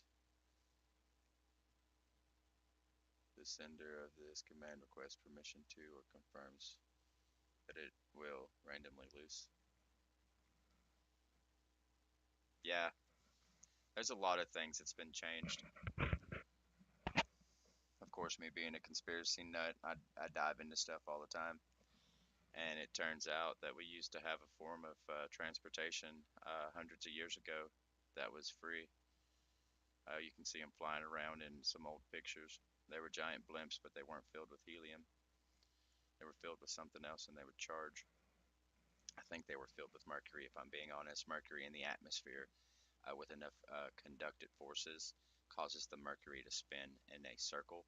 And when you put it around copper wiring, it conducts electricity. It's crazy. It's also crazy the government's trying to tell us that mercury is poisonous. It is. Don't touch it, don't drink it, but don't ban it. And on the flip side of that coin, because I also believe in demons and monsters, red mercury is transparent in a mirror, runs from garlic, it's repelled by garlic, and is attracted to gold, magnetized to gold. You should look up red mercury. Or you can look up Dracula's blood. It's also nicknamed Dracula's blood. Yeah, yeah, look it up. You can look up red mercury and garlic, and you'll find it. Red mercury and gold, and you'll find it. Red mercury invisible, and you'll find it. Or you can just simply look up red mercury and go through all the BS. But yeah, there's hundreds of videos out there that people stumbled across red mercury. Oh, and I should make mention the U.S. government uh, is the ones that made the comment and got it into everybody's head that red mercury doesn't exist. Damn, I'm good. I'm so going down this rabbit hole with you. So the government posted a whole bunch of articles saying that red mercury was their idea. It doesn't actually exist. This is back in the nuclear race. Red mercury doesn't actually exist. It was what they said was the catalyst for nuclear weapons. So they could figure out where the information was going. And when red mercury surfaced over in Russia as a potential cause or a potential candidate for a catalyst in a nuclear explosion, they deemed it as false. Red mercury doesn't exist. Somebody's leaking information. But that's not really what happened. What really happened is people started noticing that red mercury is invisible in a mirror. It doesn't matter what container you got it in. When you show the red mercury to a mirror, it shows up as mercury, not red mercury. When you introduce garlic into its proximity, red mercury runs. It's repelled by it like a magnet. You introduce it to gold, it's attracted to it like a magnet. Those are all aspects of vampires. Those are all part of the mythology of vampires. Vampires love gold. They're repelled by garlic. You can't see them in a mirror. On another flip side of that coin, they found this stuff called Dicenian glasses. I shouldn't say found. They made it out of ash that comes out of volcanoes. It's a very rare mineral that comes. It's not ash. It's a mineral, but it's a very rare mineral that comes out of volcanoes. It's only active in volcano areas. So they made glasses with it and put it on some World War II people, and the World War II people started firing into the air, and yeah, that's probably a good idea. I'm gonna be busy, but they started firing into the air at nothing, and whenever they got back to the base, they're like, "What was happening? What was happening?" It's like, you guys didn't see those demons flying beside us? They're in a chopper firing at nothing because the glasses they're wearing allowed them to see into the realm right beside us, hell, which is also known as Earth, just in a different dimension. And they could see the demons flying right beside them and were trying to kill them. So Dicenian glasses, or Dicenian dye, is now banned. I don't even know if I'm pronouncing that right. You can also you can find those by looking up nightmare glasses and get the actual spelling and probably the actual pronunciation of the word. Nightmare glasses are red, Dicenian glasses are blue. But it'll say Dicenian in it. It's a form of Dicenian.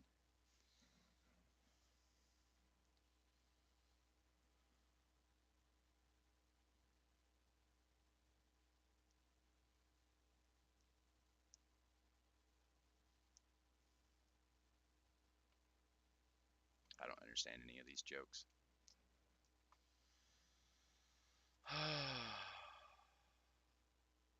All right, let's take the practice exam.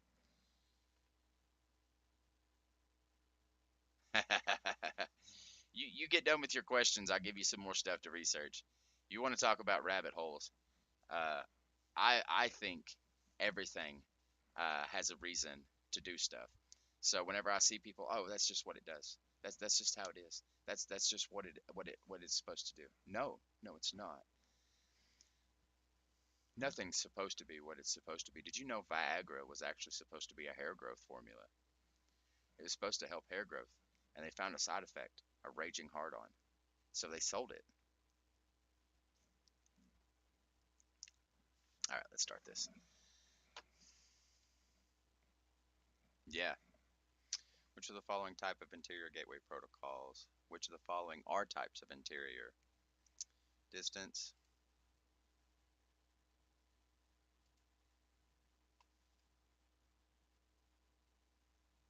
What is hypertext?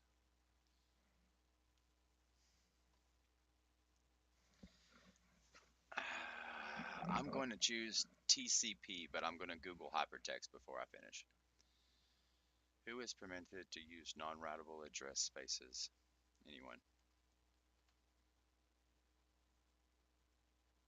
A typical routing table may contain which of the following? Total hops.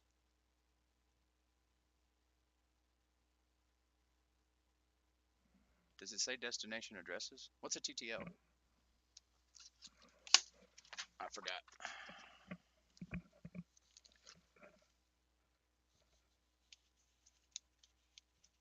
That's still cider. Here it is, routing.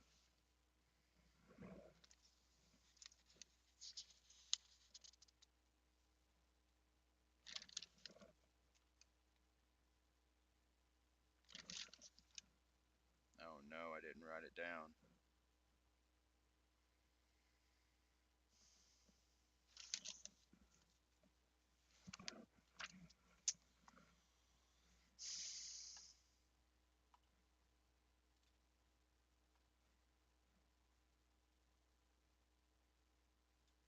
What is a TTL? Let me look at this table one more time.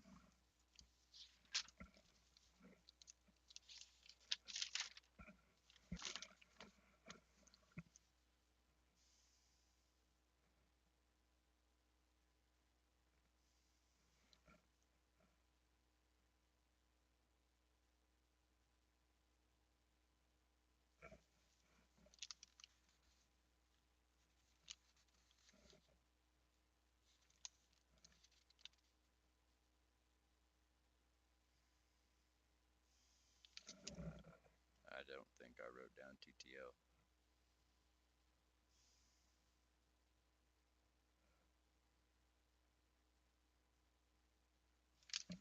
That's okay. I don't think it's TTL anyways.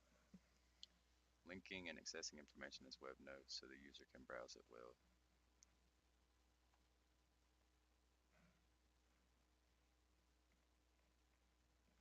Thank you.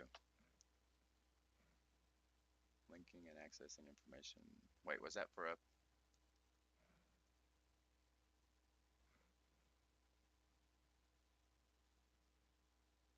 So it's not a protocol.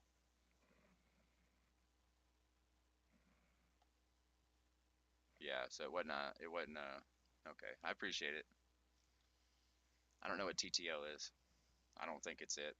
I didn't write it down, so it didn't seem important. What is the difference between interior gateway protocols and exterior gateway protocols?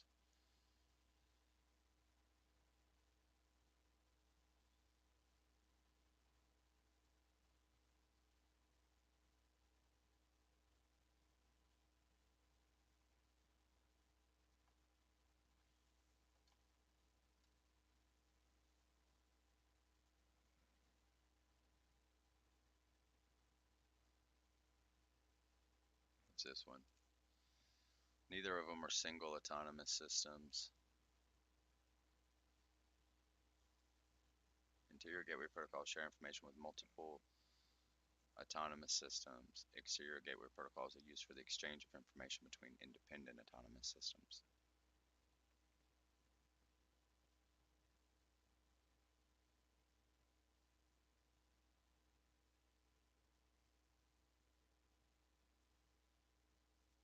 I don't think it's that one either.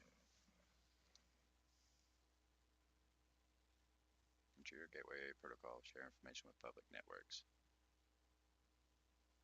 Well, number one's not right. I don't think it is. Interior gateway protocols share information with a single autonomous system.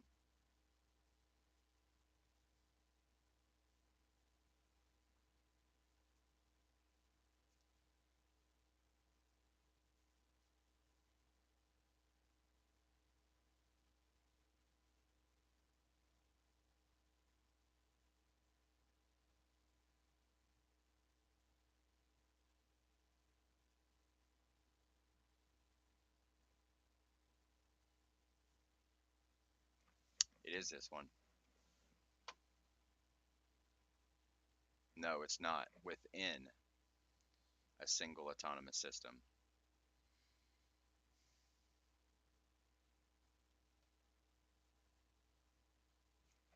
Let's check interior gateway protocol.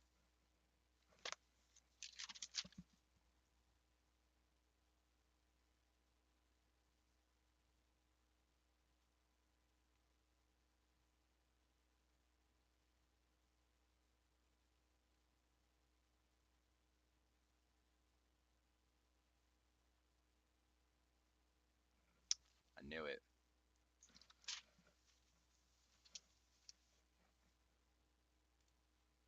Which of the following are non-routable IPs?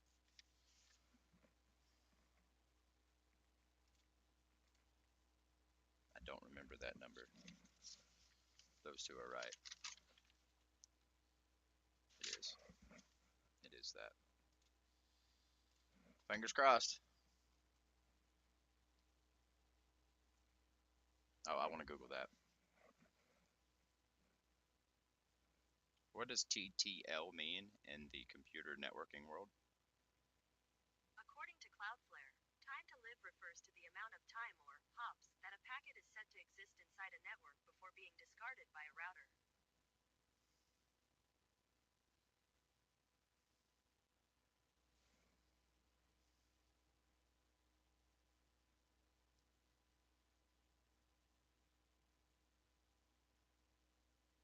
Man, I think TTL is part of it, but I've never seen one that's all four. I'm gonna go with it's not. If I'm wrong, I can fix it. Transmission control protocol.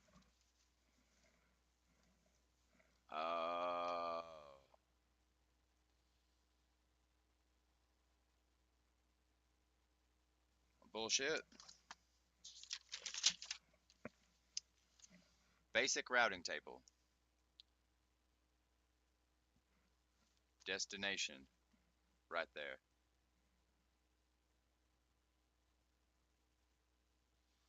Oh, there's a difference. A basic routing table would have 4 columns.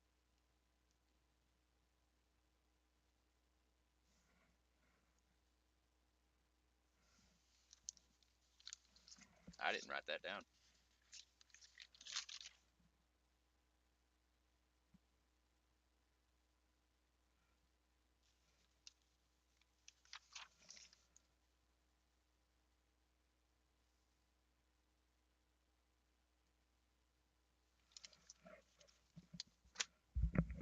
Let's retry it.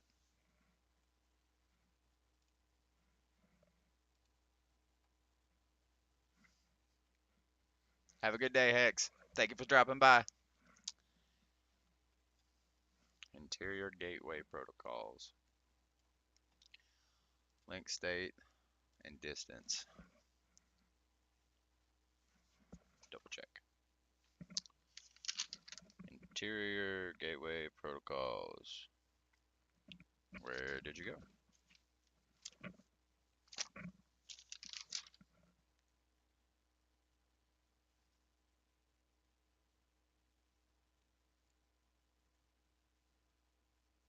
Link state routing, distance vector. Correct. Who is permitted to use a non-routable address space? Anyone. Typical routing table may contain which of the following?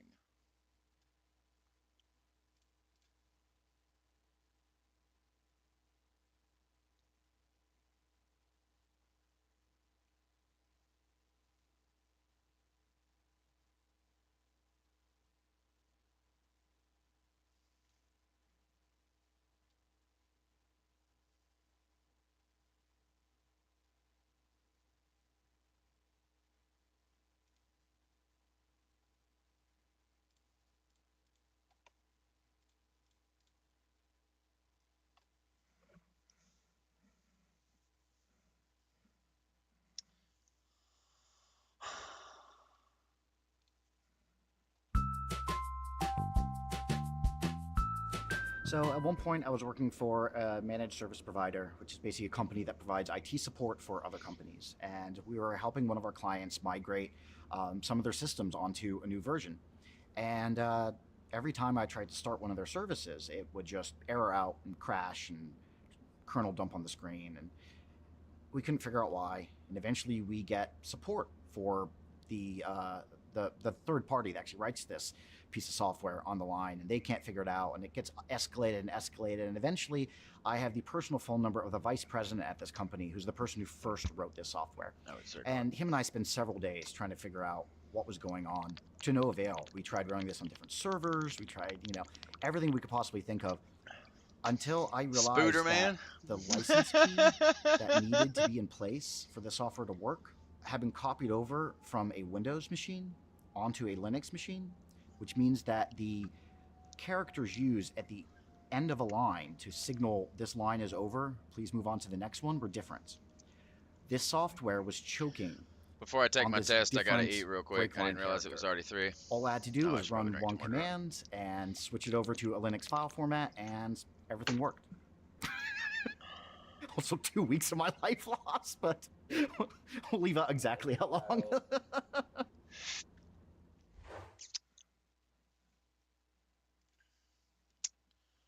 copy this.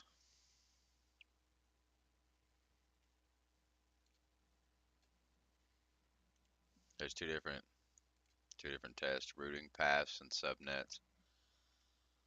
The budget Toby Maguire though. I won't be on here in about an hour, brother. As soon as you missed part of it. Today's Valentine's Day, so I'm gonna be cooking. I'm trying to slam this in real quick before I start the process of making stuffed burgers and homemade fries from potatoes I sliced up and soaked last night. And my meat's Ayo. My meat's been marinating for about 24 hours. I'm gonna smoke the burgers. It's gonna be stuffed jalapeno cheeseburgers. You too, brother. You have a happy Valentine's Day today too. But I'll send you pictures. I make some mean food, man. I make some mean food. But I'll send you pictures. I may even make the bun out of French fries. I'm not sure yet. Those are pretty good. I've never had a homemade French fry hamburger bun. You got to use cheese in it to hold it together. All right, I'm gonna go get my food. Then I'm gonna take this test. Yeah, I'll send you pictures, man. All right, I'm gonna go grab some food.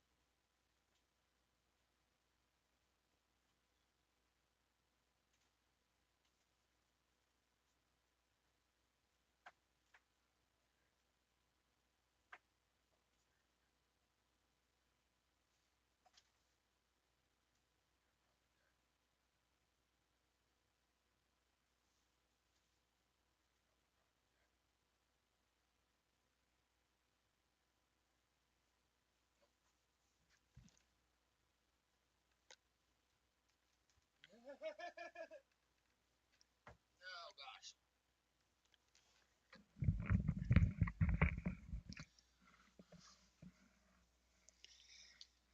probably going to take me 10 minutes to eat, anyways, man. My meal's pretty big because I'm not going to be joining the girlfriend for dinner. I'm going to make it pretty bad for us. So go ahead and go grab your food, man.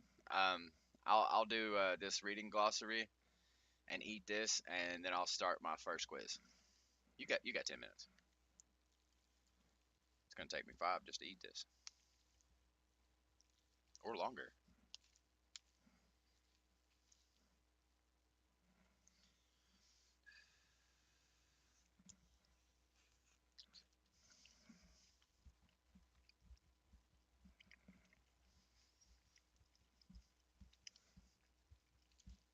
Let's go through all these definitions while I'm eating.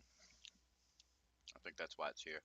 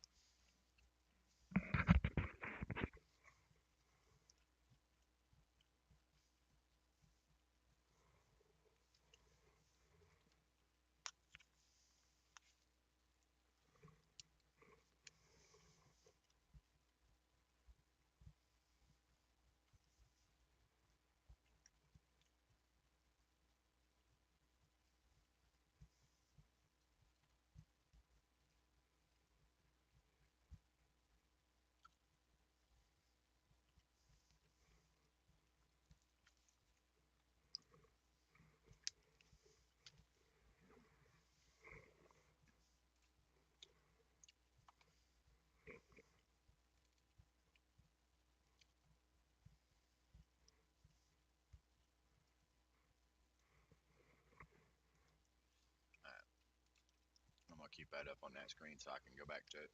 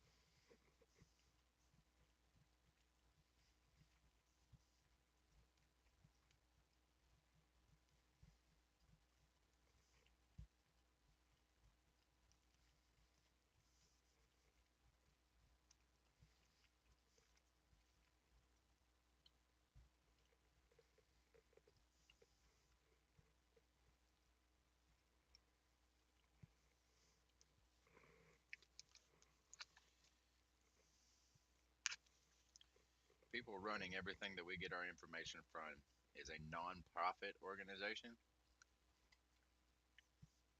How? Pro- Information is money. People sell our information all the time. So how is the Internet Assigned Numbers Authority a non-profit organization? Seems sketchy.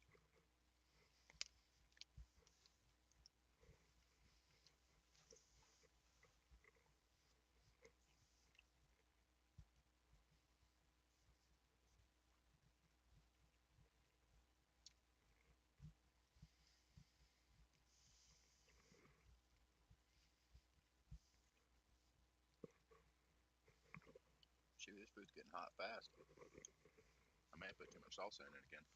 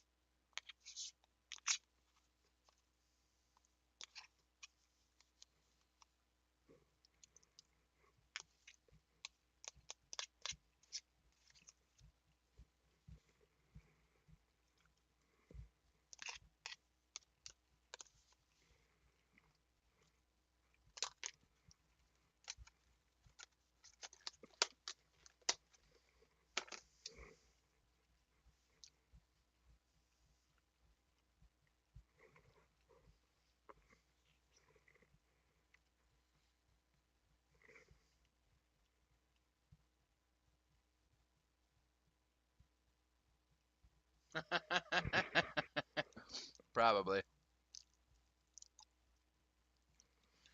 You're in New York, so that's probably a common thing to just leave it in the middle of the road. I've heard people up there, like the inhabitants of New York, the people that live there their whole life, are actually quite rude and self-centered.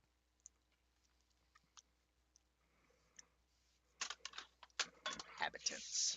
What did I just knock off? Oh, coffee. Was that just coffee? Oh, no, it was something else. I'll get it in a minute.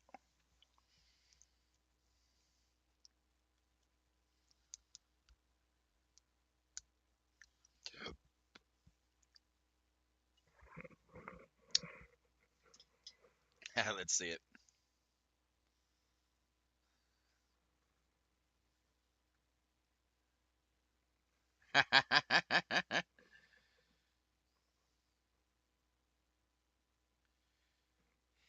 For sure, bro. It for sure broke down.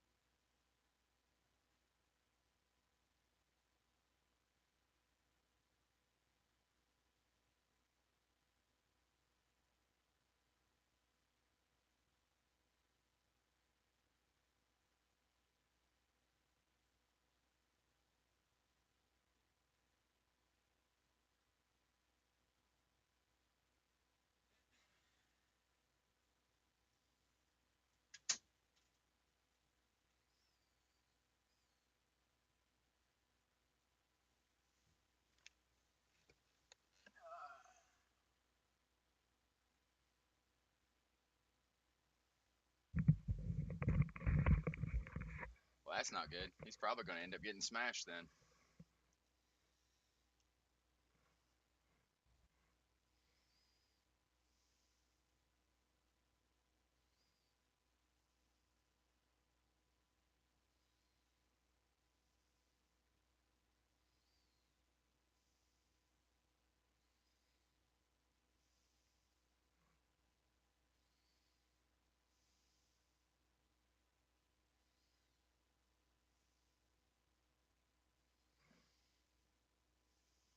Man, he's going to get smashed, dude.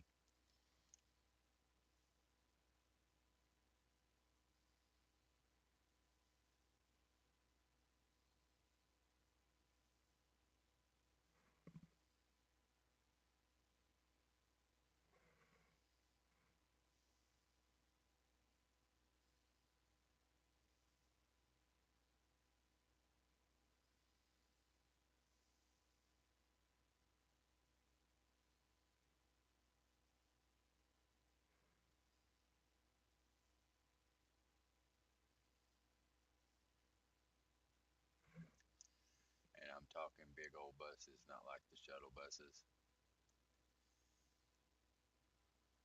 Shuttle buses. Buses bigger than a shuttle bus. According to Customer Service Manager magazine, coach buses excel at transporting large parties long distances in a single vehicle. Their size and amenities make them ideal for multi-hour or full-day excursions requiring. So you mean like one of those buses that like stars ride in?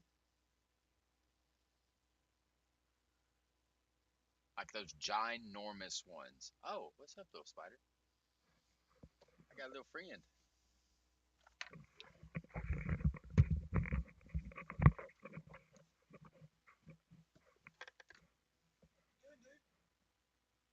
Oh,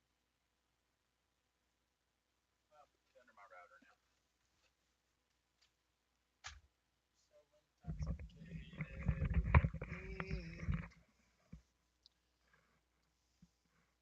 These are shuttle buses.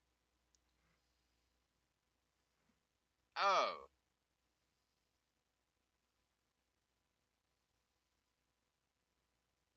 yeah, that's what I was thinking. A transit bus.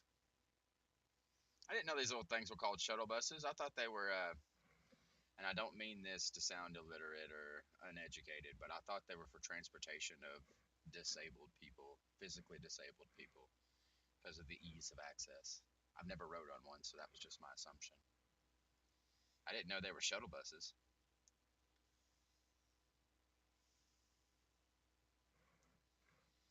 All right, Jack, I'm gonna get started on this thing. It's almost 3:30.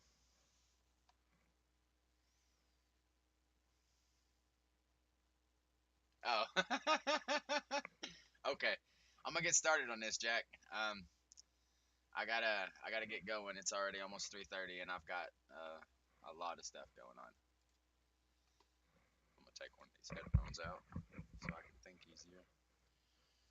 Routing paths and subnet. We're going to test how much you've learned about routing paths and subnets. In this activity, you're going to have 8 pairs of source and destination IP addresses. Your task is to route each of these packets from the correct source network to the correct destination network.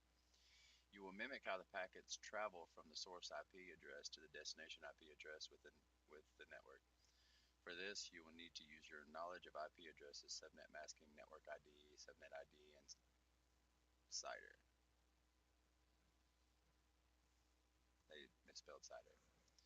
You will be presented with a pair of source and destination IP addresses as shown in the table below. In this example, our source IP is using our knowledge of subnetting. We know that it is the subnet 26.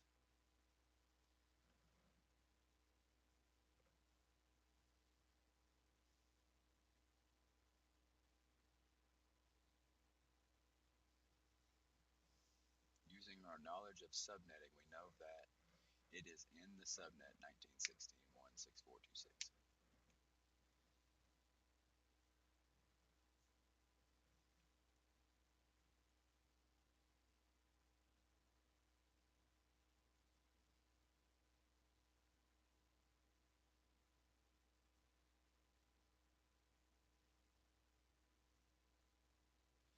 the same principles with the source IP we know that the subnet is.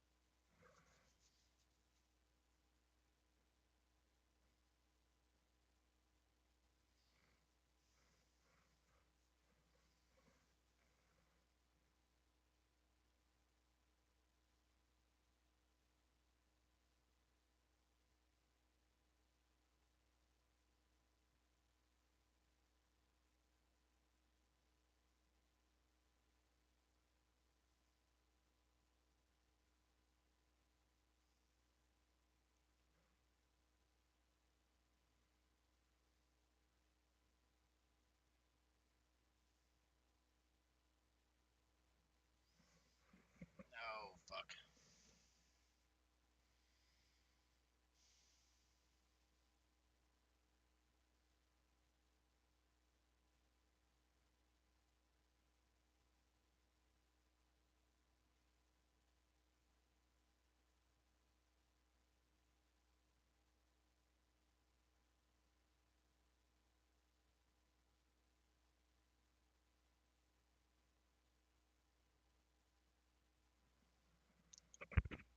No, I don't. I don't understand any of what I'm reading.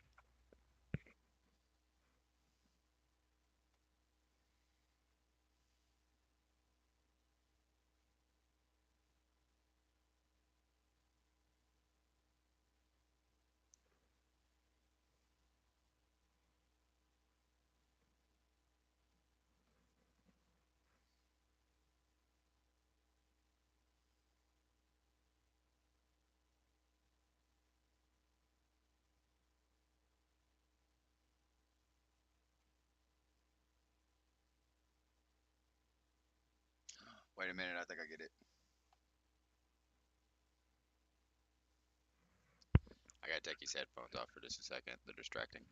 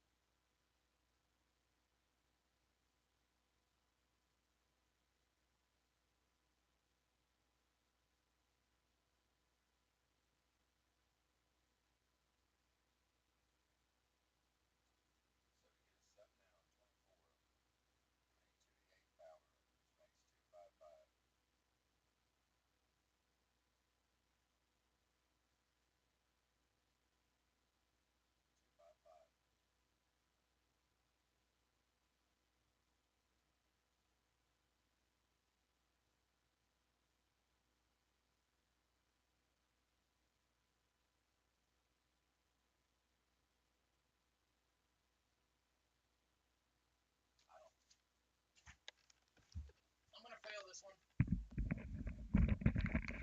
I'm gonna take it, I'm gonna fail it, and then I'm gonna get up and I'm gonna go fucking cook.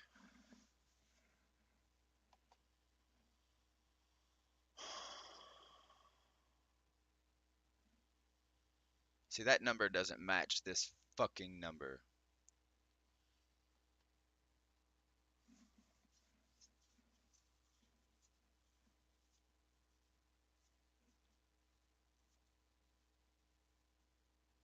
I don't know how to get that number. If that's our source IP, then how the hell did we get the subnet?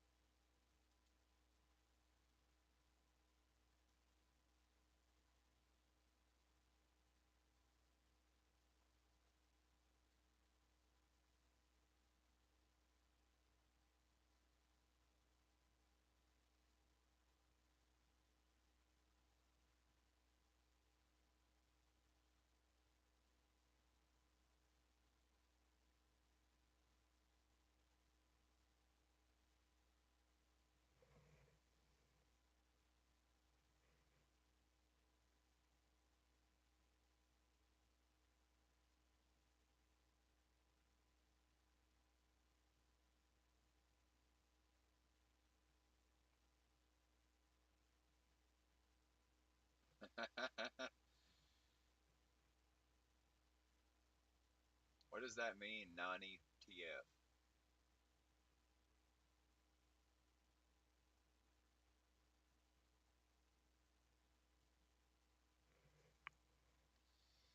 Alright, let's think.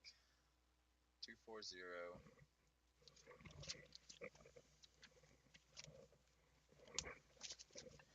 Let's figure it out. 240 makes it a type E. Leftmost bits are 1111. Starting IP address is 240.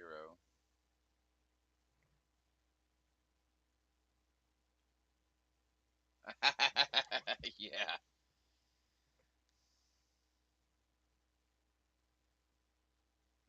Alright, hold on.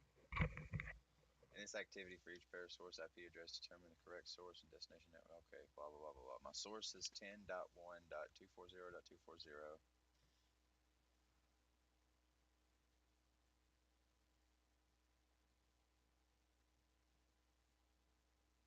It's a type B.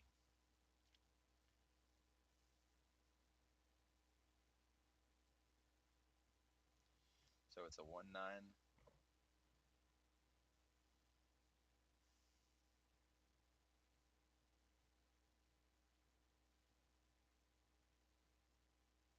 No, hold up a minute. So it's a 127.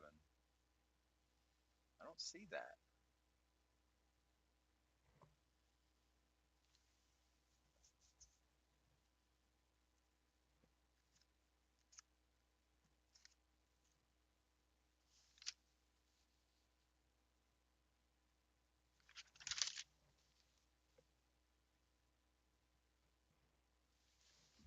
binary translates to decimal.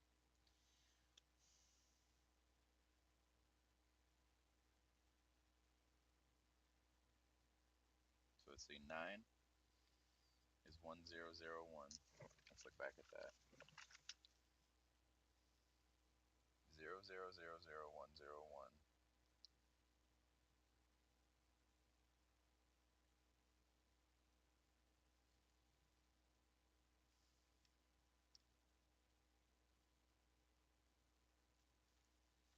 The first two are subnet ID.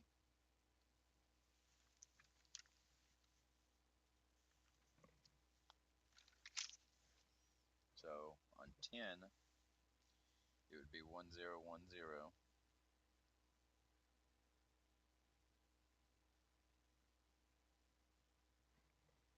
And then on 1, it would be 1. So on 10, it's 00001010.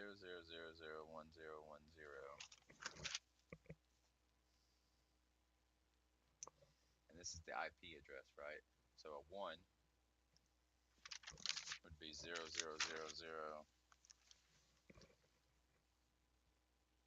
Let's write this out, actually. Let's see if I can figure it out, Jack. I'm going to do it on the fly. Oh, I just broke stuff. Yeah.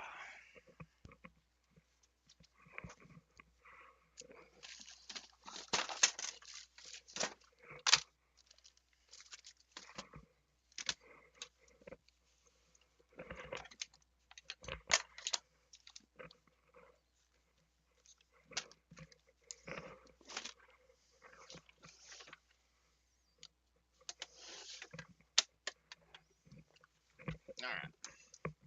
So let's do it this way. We're going to go source ID and we're going to break it down. So let's go source ID and break it down. Do I need more paper?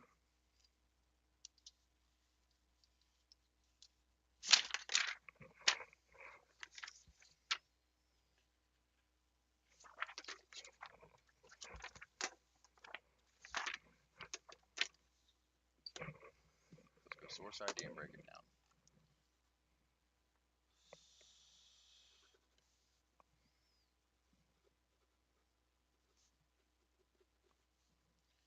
So we got 10.1.240.240.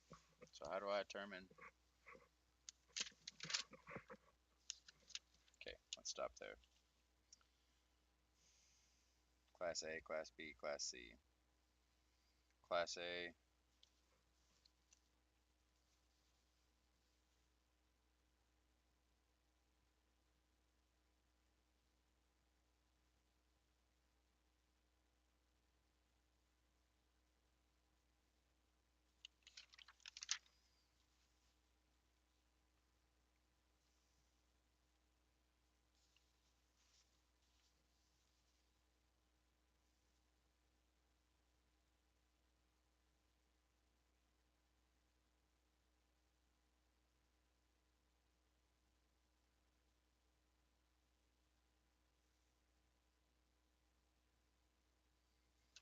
what is 0? 0 is nothing, so why is there padding there?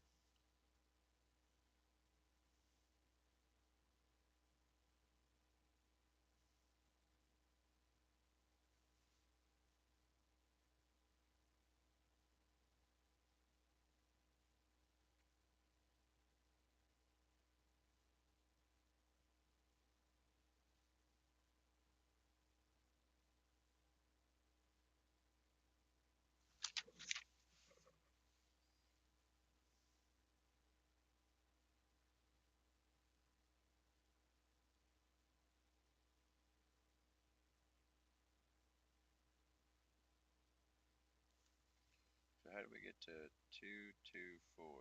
So 2 is a 0.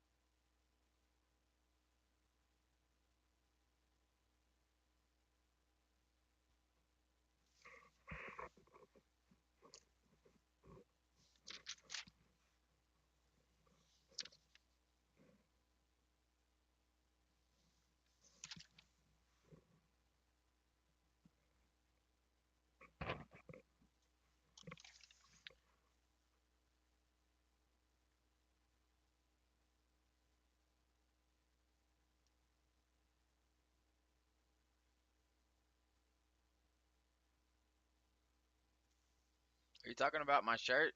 No, it's a gym shirt that says "I will probably die" with the little Illumi guy from the Mario movie, who's very very dark.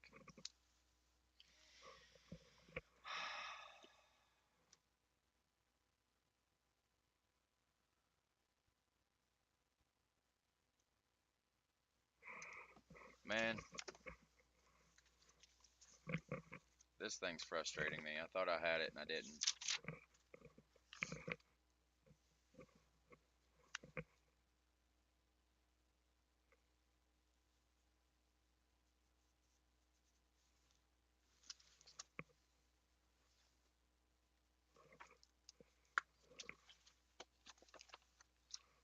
Have I been writing in blue this whole time?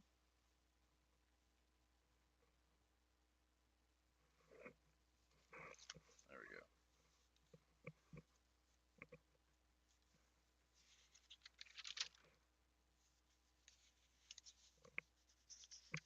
Here, this is what I was looking for.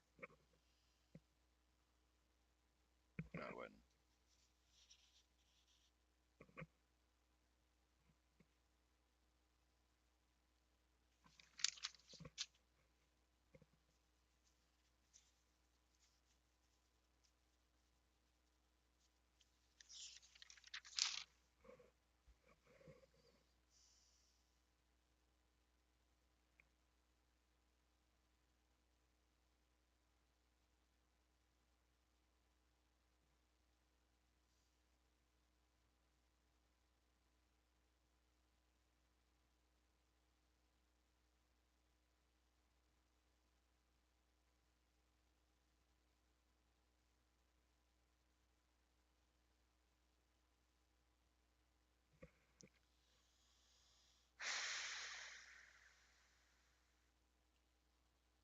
So let's go back to this one. So 10, I think it might be right here.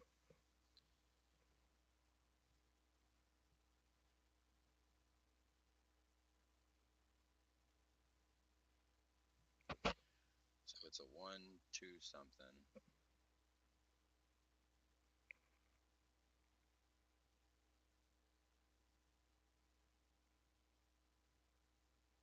What's 240? What's the relevance of 240?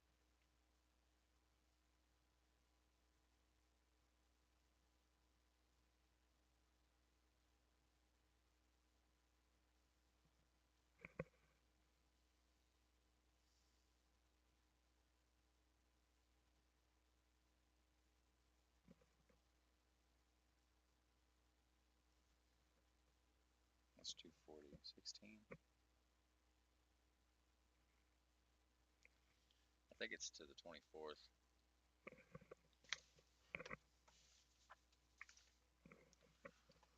So I think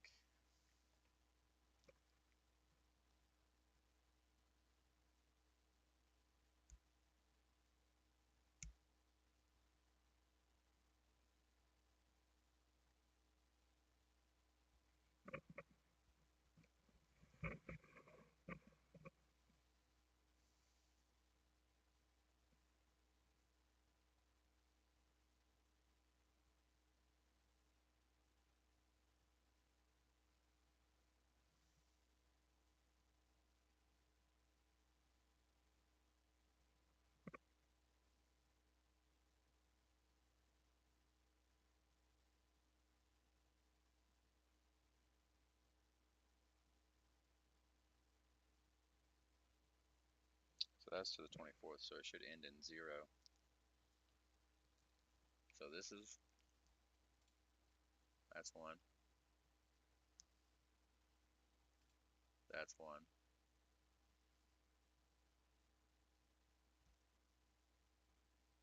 10.2.240.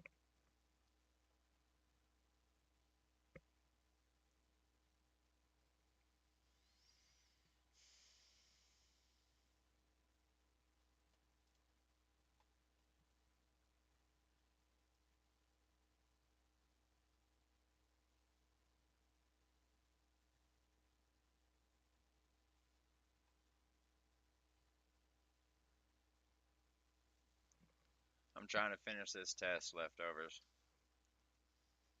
and it's tripping me up pretty good. Maybe I start here.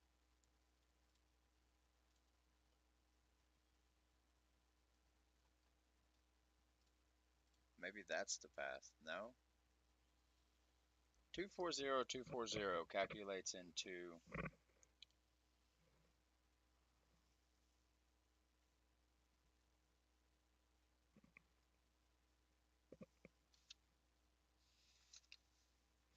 no thank you.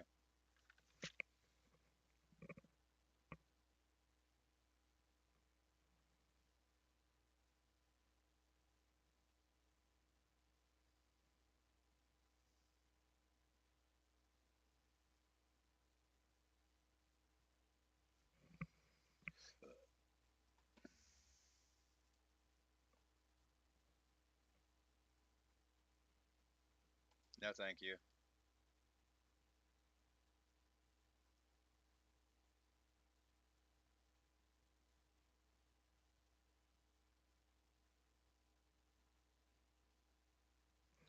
I'm getting hung up on the 24 thing.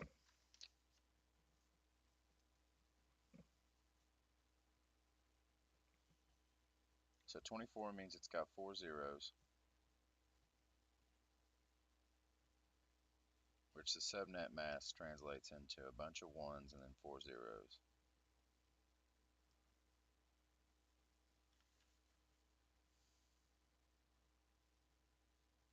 Wait a minute, subnet mask is 240.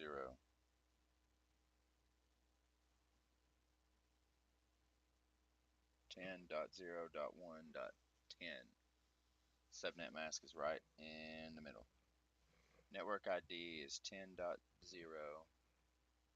So we got a 10.1, which makes it a class A.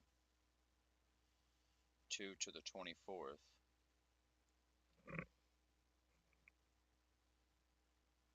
Okay.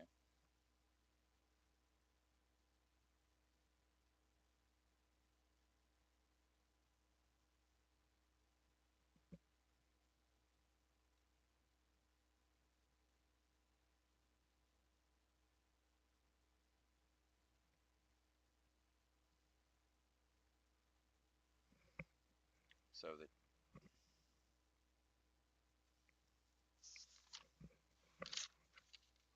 see an example. Why is 9, 100, 100, 100 translated into 25, 25, 25, 24?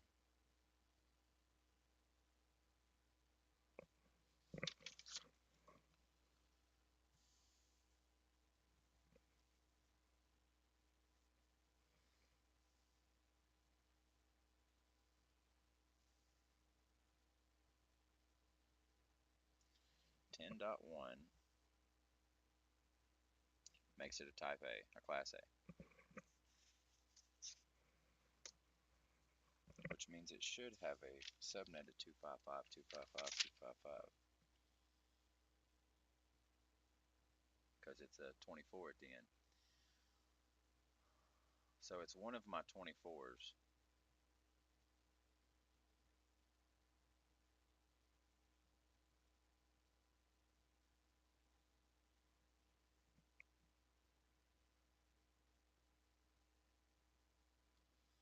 For each pair of source and destination IP, determine the correct source and destination network and the shortest route between them.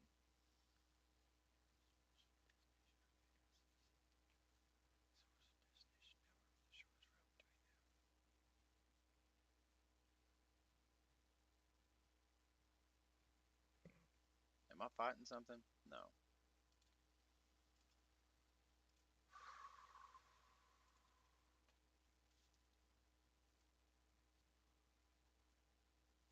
So 240, let's see what 244 was. Where did I see that? 224 is to the 27th. So why is 240 not? 2, okay. 1 0, 1 0, 1 0 0.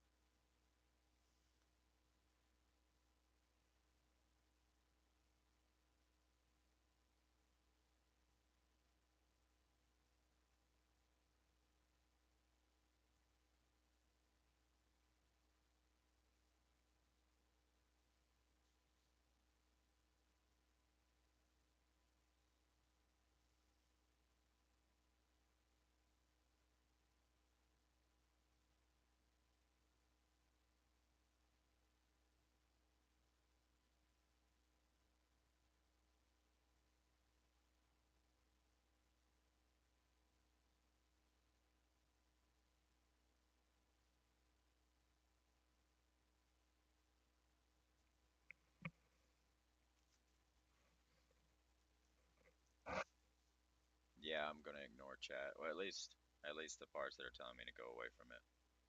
I'm gonna sit right here and I'm gonna take this test until I'm done.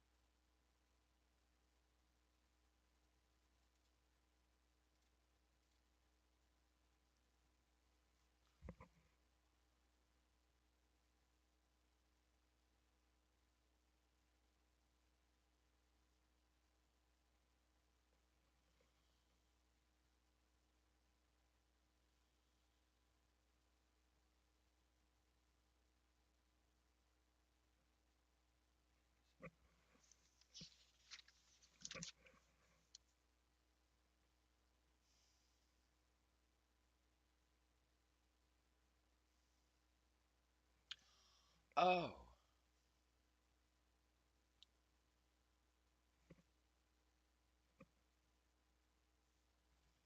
240, 240 is yours. Is that what that means?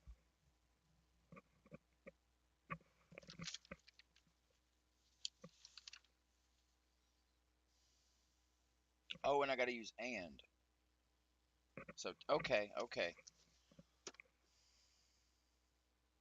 So 10 and 10.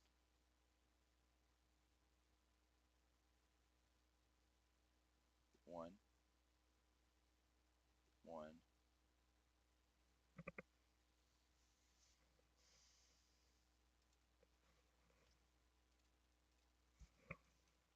I'm taking a picture of that. I'm gonna need to figure this out.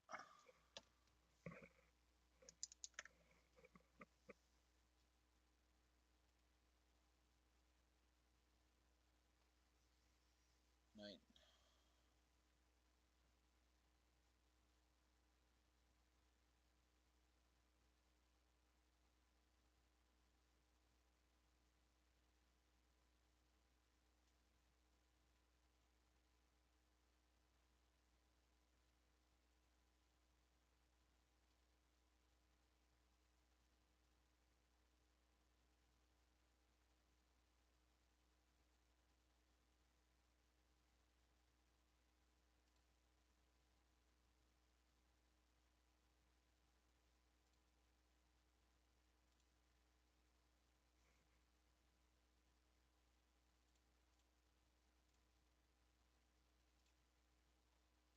192, 168, 1254.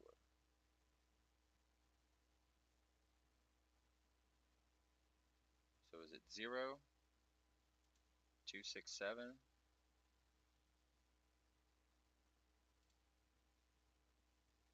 26, 24, 16, 1. So this one?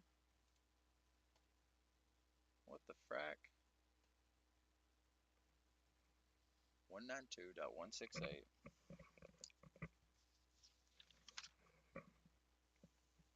1110.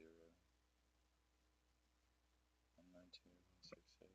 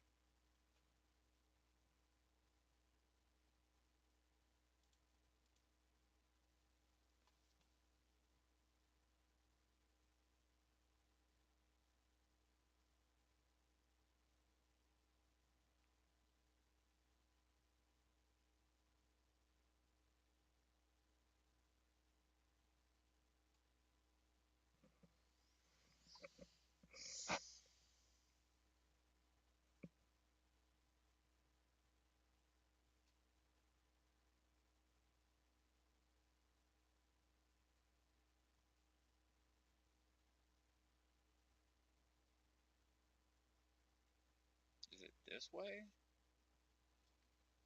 So the one's tripping me up. So that's the subnet ID is the one. So the one stays.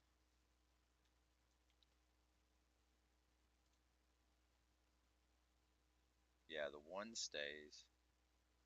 No, it doesn't. No, it doesn't. So this, hold up, 254 192 is to the eighth power.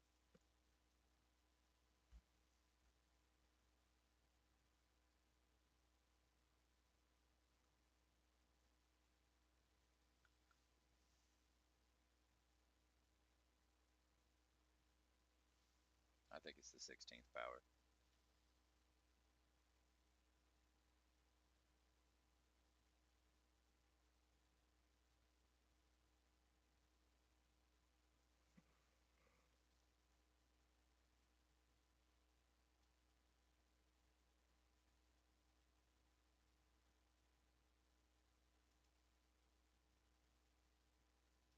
Wait a minute.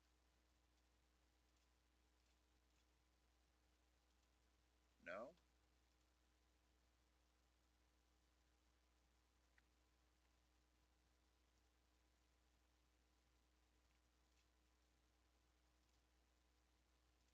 They shouldn't drop, should they? No.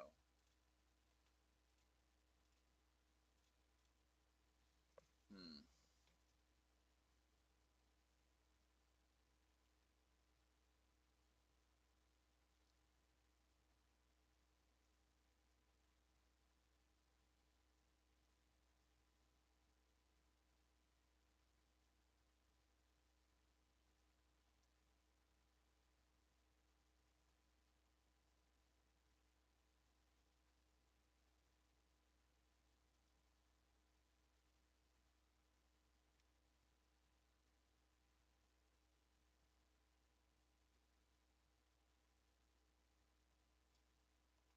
Is it?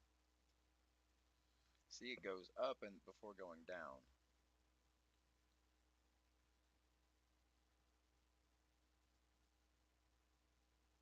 Did I have it backwards?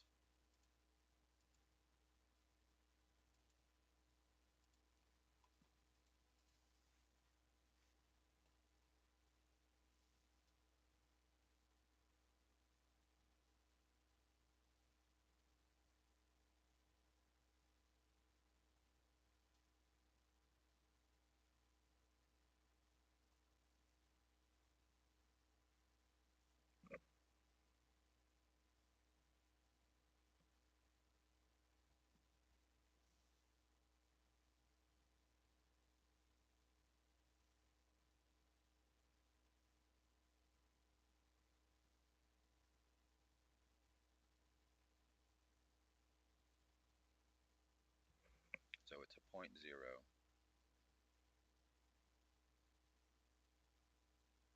and it's to the 24th power. Right.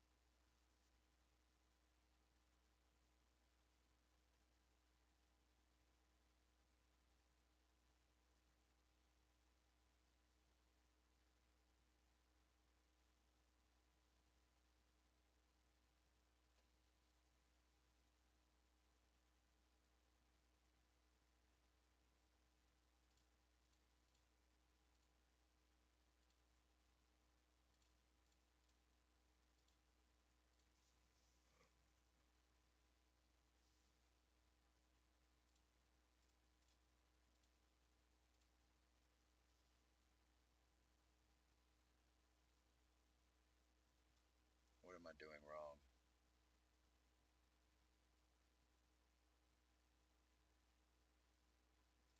Am I going backwards?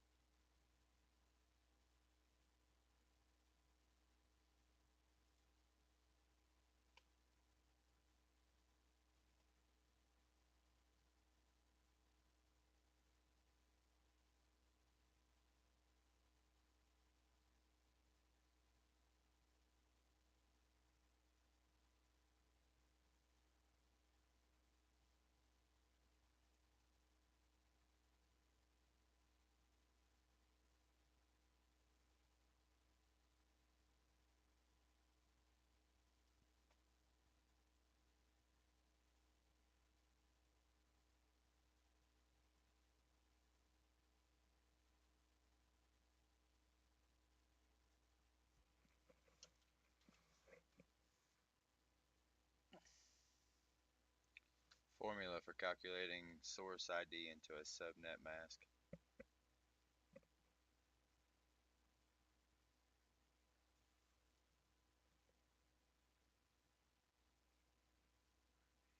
I said IP, not ID.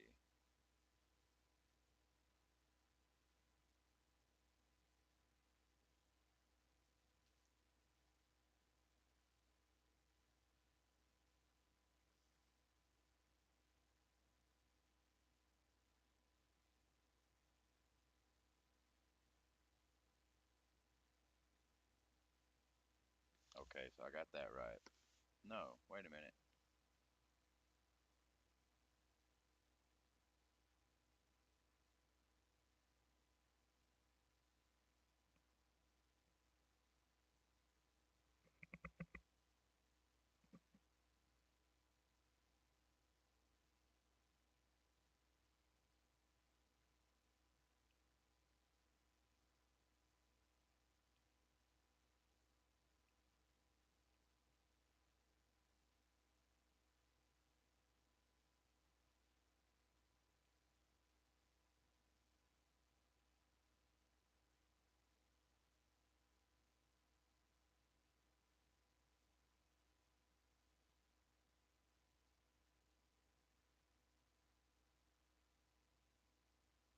Okay, so I'm in the binary decimal conversion. I'm there. I understand that. That's how I got my first one.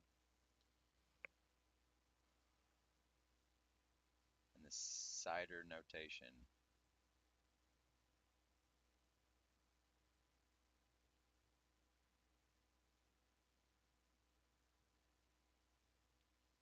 If the last is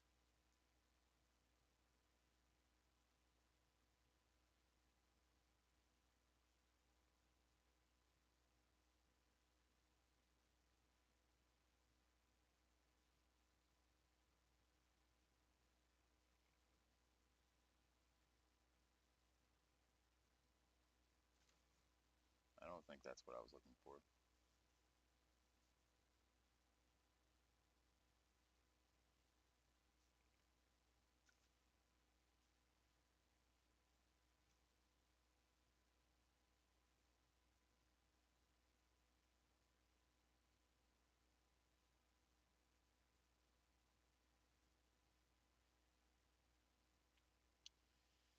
How to subset a Class C address by using the binary method. Convert to binary, calculate the subnet address, find host range, calculate total numbers of subsets and the host per subnet.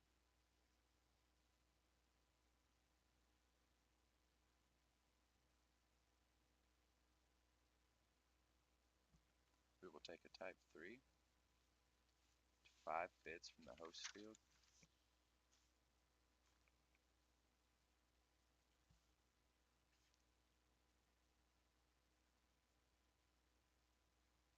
Yeah, 192. So it's a type 3, it's got 5 bits out of a possible 28, so it's a 26 start.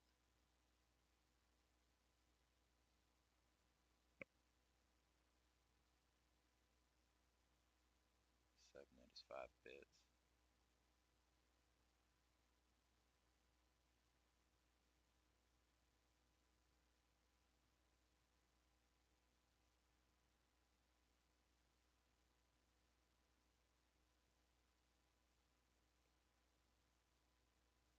Let's see how we got that. 44 equals 248 as a subnet mask decibel. How do you do that?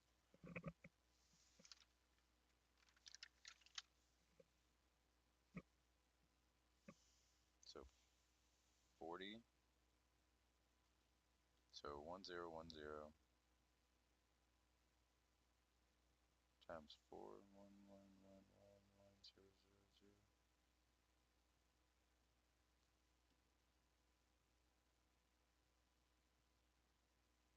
and then 100.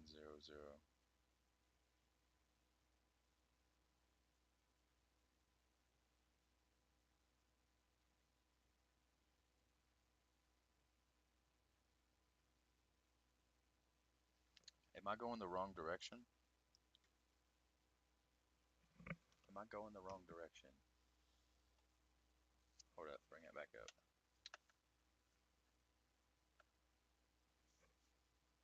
So 192 turns into subnet mask and binary is all ones. Why is that?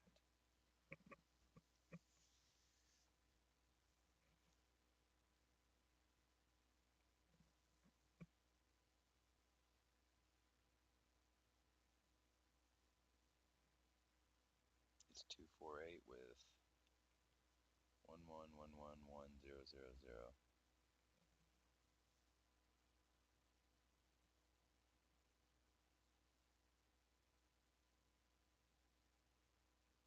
Oh, I have to carry. So wait a minute. So 10, so 8. So I carry the 1 from the 2.